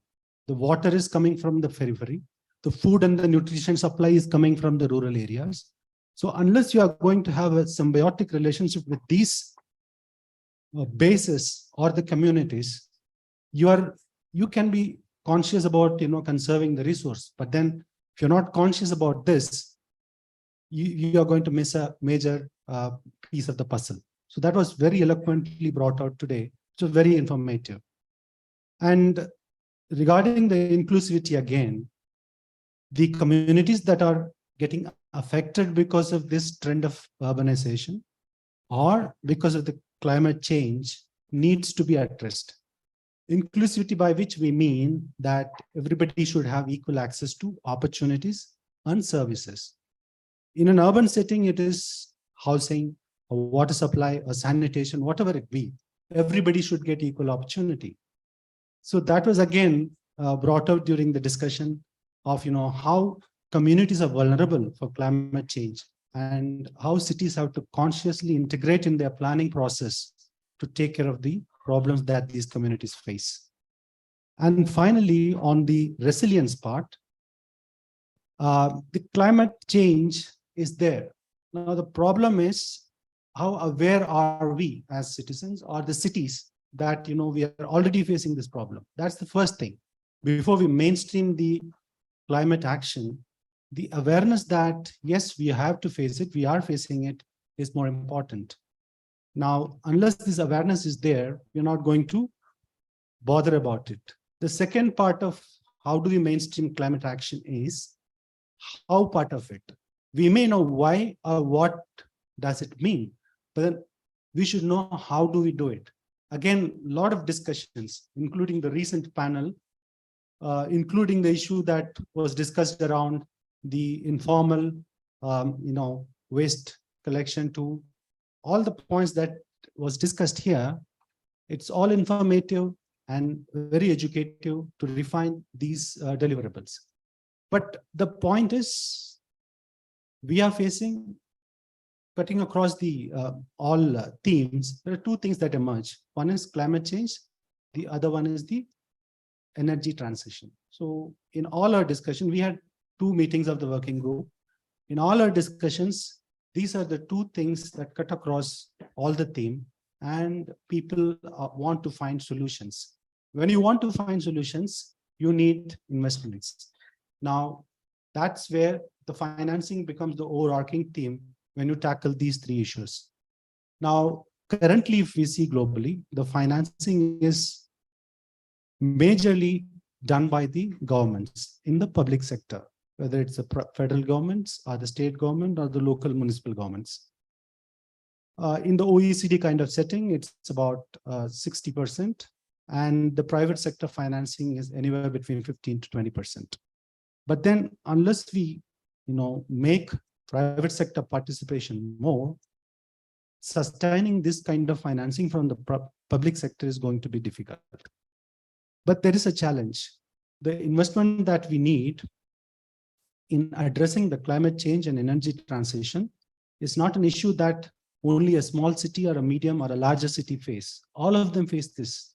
Similarly, economies across different spectrum, whether it is developed, underdeveloped, they face it. The developed economies have to retrofit their infrastructure to meet these challenges. Whereas we face a unique challenge that we are in the process of developing these infrastructures, but if we are not conscious and if we are not going to address this, we will lock ourselves out of the solutions that are required. We will build something else which is not going to be useful. In the process, we'll be wasting a lot of resources.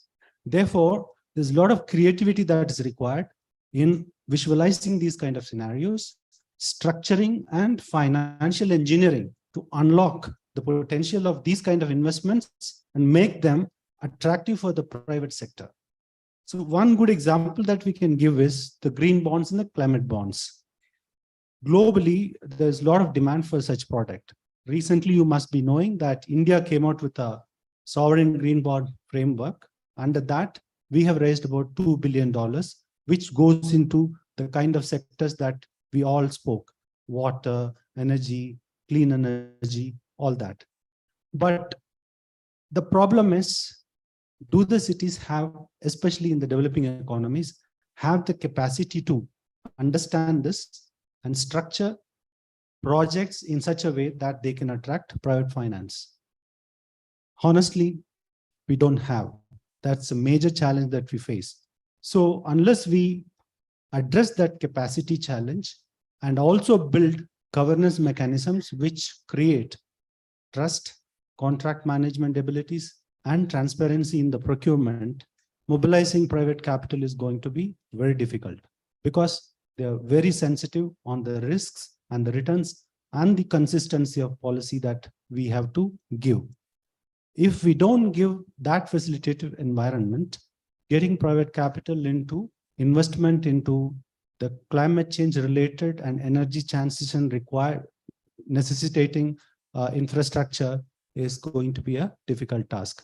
So I found the discussions very informative, and certainly many of these points will feed us into our work stream, and we'll try to refine our thought.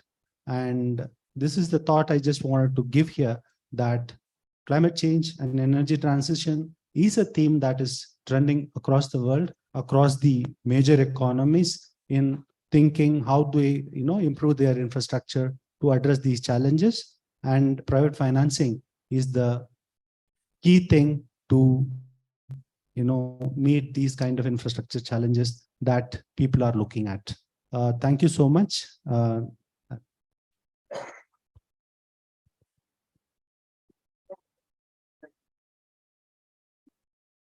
Thank you, Mr. Solomon. I think we live in an era of unprecedented energy and optimism relating to cities. We have to recognize that after much delay, cities have become a politically salient agenda in India. Whether it's the Prime Minister of India or their chief ministers or their other ministers, they have started taking cities far more seriously. And particularly in the last 8 to 10 years, resource allocations to cities have risen exponentially. So, it's like urban has finally arrived in India. Cities have finally arrived. We, of course, had to be dragged kicking and screaming to this point, but it is a point of optimism for us. It is a huge opportunity for us, therefore, to look at cities as as the background note to this conference says, as delivery agents for several human development agendas, including climate change, public health, gender and equity, and so on. I think, however, the key to accomplishing this is not to look for solutions, not to focus on sectors, but to focus on systems and institutions. And I think that's where a lot more work needs to be done. We are adopting a problem-solving, service delivery, sectoral approach to fixing our cities. But the city has to be looked at like you look at a state or the union. The urban sector is not just another sector like transport, health, etc. It's a place. It's a place and people. So human development of the city has to be addressed like you address the human development of a state or the union, which has to be driven by a single point of executive and political accountability. The second thing I want to say is the city is a system, therefore you also need whole of systems and whole of society approach, something that many of us have been advocating for. But city is that system. City is that society that you're trying to fix. So when we say we should not be siloed, when we say different parts of society, markets, government, civil society have to work together, academia have to work together. When we say different departments of the government have to work together, the city is the place where they converge. The community is the place where they converge. So that recognition has still not come about politically. So urban has become important, but the city as a unit of governance has still not mainstreamed within the political system and the administrative system. So I think the how to, if you ask the question, okay, so what after a day long of proceedings, how do we go about delivering these agendas for the city? I would say it lies in decentralizing governance to and in cities, both horizontally and vertically. Traditionally, we speak about decentralization in vertical terms, union to state and state to the city. But for 21st century challenges to be addressed, we also need horizontal decentralization of authority, power, and action from within government to outside of government. Markets, civil society, academia, and governments will have to work in partnership, but at the city level, in the city and for the city. The vertical decentralization is something that we've been speaking about for 30 years, but have made very little progress. And I must say a point of concern or a warning for us is that some state governments, and in some ways, we are actually regressing in the journey of decentralization. In the pursuit of quick results, to achieve targets, to achieve service delivery objectives, if we do not focus on strengthening systems and institutions in a decentralized manner, you will achieve short-term results, but risk your long-term future. So we have to play the long game with respect to human development agendas, including climate change, and therefore focus on decentralized governance. And here, I think that we need a measure of innovation, because the traditional conversation around the 74th Amendment hasn't really worked. So I would think 2-3 innovations here would help. One is we have to learn from rural decentralization in urban decentralization. In the rural governance paradigm, you have an elected government at the district level. The district is a manageable unit of governance in India, right? You have, 6 lakh plus villages, gram panchayats, you have 4,800 and growing number of cities. There are far too many for us to manage. But the district, you have 700 to 800 districts. And the district is a unit of governance that is very well entrenched and understood by politicians and bureaucrats. And the district also brings about urban-rural convergence, which is so key, something that Mr. Solomon also spoke about. But currently, urban and rural governance doesn't happen in a synergized manner. The district could hold the key. And in rural, they've accomplished that, because in the district has an elected government as far as rural governance is concerned, but there is no elected government for urban. But because the district as a unit is better understood at the state government level, de facto, many district collectors and divisional commissioners and deputy commissioners, etc., are involved in urban governance. But that layer of governance perhaps needs to be strengthened without undermining the city council, without undermining the role of elected mayors and councils. The second thing I want to say is, we talk about urban and cities in a single breath, but the spatial pattern of urbanization in India and the typologies of cities is very diverse. You have 8 cities with 4 million plus population, which are global in their character and in their growth. You have another close to 40 cities which are million plus. You have another 400 cities which have a population between 100,000 to 1 million. But then you have 4,300 plus cities, the long tail of India's urbanization, which have a population of less than 100,000. India does not have the luxury of building capacities city by city by city. We will have to do it in a spatially shared manner.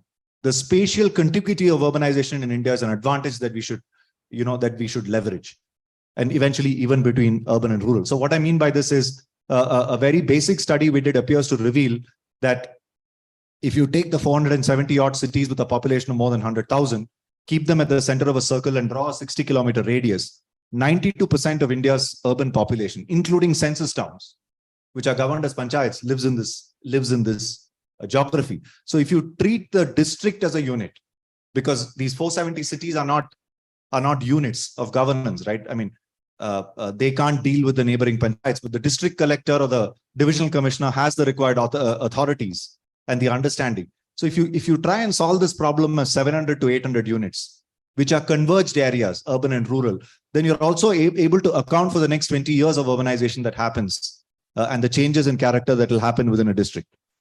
Therefore, we need to look at shared capacities rather than trying to build capacity ULB by ULB by ULB. And the last thing I want to say is, I think we are looking to the union government to a far greater extent, and in some ways letting state governments go scot-free. Local governments are a state subject as per the Constitution of India. It's the state government which has a stranglehold on our cities predominantly. And it's important that we work, that we all, civil society, academia, philanthropy, I know that there are also government stakeholders in this room, but we work together, particularly at the state government level, to achieve decentralized governance, not in an ideological sense, as has been discussed in the last 30 years, but in a far more pragmatic sense for us to be able to solve these problems. But it has to all be about city systems rather than problem solving. Thank you.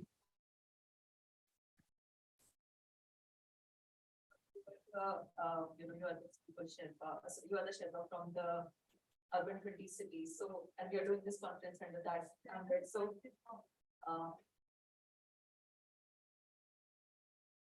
yeah. Okay. Yeah. So we would like to hear last from you in terms of your take, in terms of, what we've heard across the day today, and if you could end with your closing remarks. Good evening, everyone. As the chair city of Urban 20 this year, Ahmedabad is leading the course on these priorities which have been laid out by the city for this year's Urban 20 cycle. 3 of the priorities were discussed in length during the course of the day in this conference on mainstreaming climate actions for cities. So I'd like to share a few of the practices that Ahmedabad is doing, few of the initiatives that Ahmedabad has taken towards mainstreaming climate actions. In terms of renewable energy, the city's total consumption, 10% of the total consumption is from renewable energy. We have installed 21 megawatt wind power plant, and currently 11 megawatt solar PV is installed on all the water and storage facilities of the city. And in this year also we have proposed 2 wind power plants in this year's budget. Currently, in coming 3 to 4 months, 2,000 tons per day, 2,000 TPD waste to energy plant will become operational in the city. Apart from that, 500 TPD biogas plant is becoming operational in a few months. In terms of energy efficiency, the city has replaced all the conventional lights and shifted towards astronomically controlled LED lights, which has resulted in saving of electricity. Apart from that, in water supply system, city has introduced SCADA system, not just at the level of water treatment plant and water distribution stations. We've also installed SCADA in the network also under the Smart Cities mission. In addition, Ahmedabad has been promoting the non-motorized transport. Currently, city has a fleet of around 3,500 bicycles. Though the weather of the city is not favorable, but still 3,500 bicycle fleet is there, and which is mostly used for last mile and first mile connectivity. Currently, we have 200 EV buses in our BRT system. In AMTS, which is another transport agency of the city, we have been phasing out all the diesel buses. And by end of December 23, we plan to phase out all the diesel buses also. This, apart from that, in over the last 5 years, we have developed 120 urban forests through Miyawaki technique. This year's budget, we could pass it. We could introduce a new charge, environment improvement charge. It has been introduced. It is telescopically designed. It is designed in such a way that anyone who has a house, who has a tenement more than 70 square meters, so charges are introduced, because by assuming that persons from that family do not use public transport. So environmental improvement charge was introduced in this year's budget. Ahmedabad city is also developing a Paris Agreement aligned climate resilient city action plan with the support of ICLEI South Asia. Through the city's efforts, Ahmedabad is demonstrating its commitment towards the U20 priorities laid out by the city. I would like to thank MoHUA, C40 Cities, NIUA, ICLEI South Asia, and other partner organizations for having me here and arranging this one-day workshop, one-day conference on mainstreaming climate action for cities. I hope this would enrich the final communique, which is to be presented to the G20 later during the Mayoral Summit, which is to be held in July in Ahmedabad. So thank you once again. Thank you.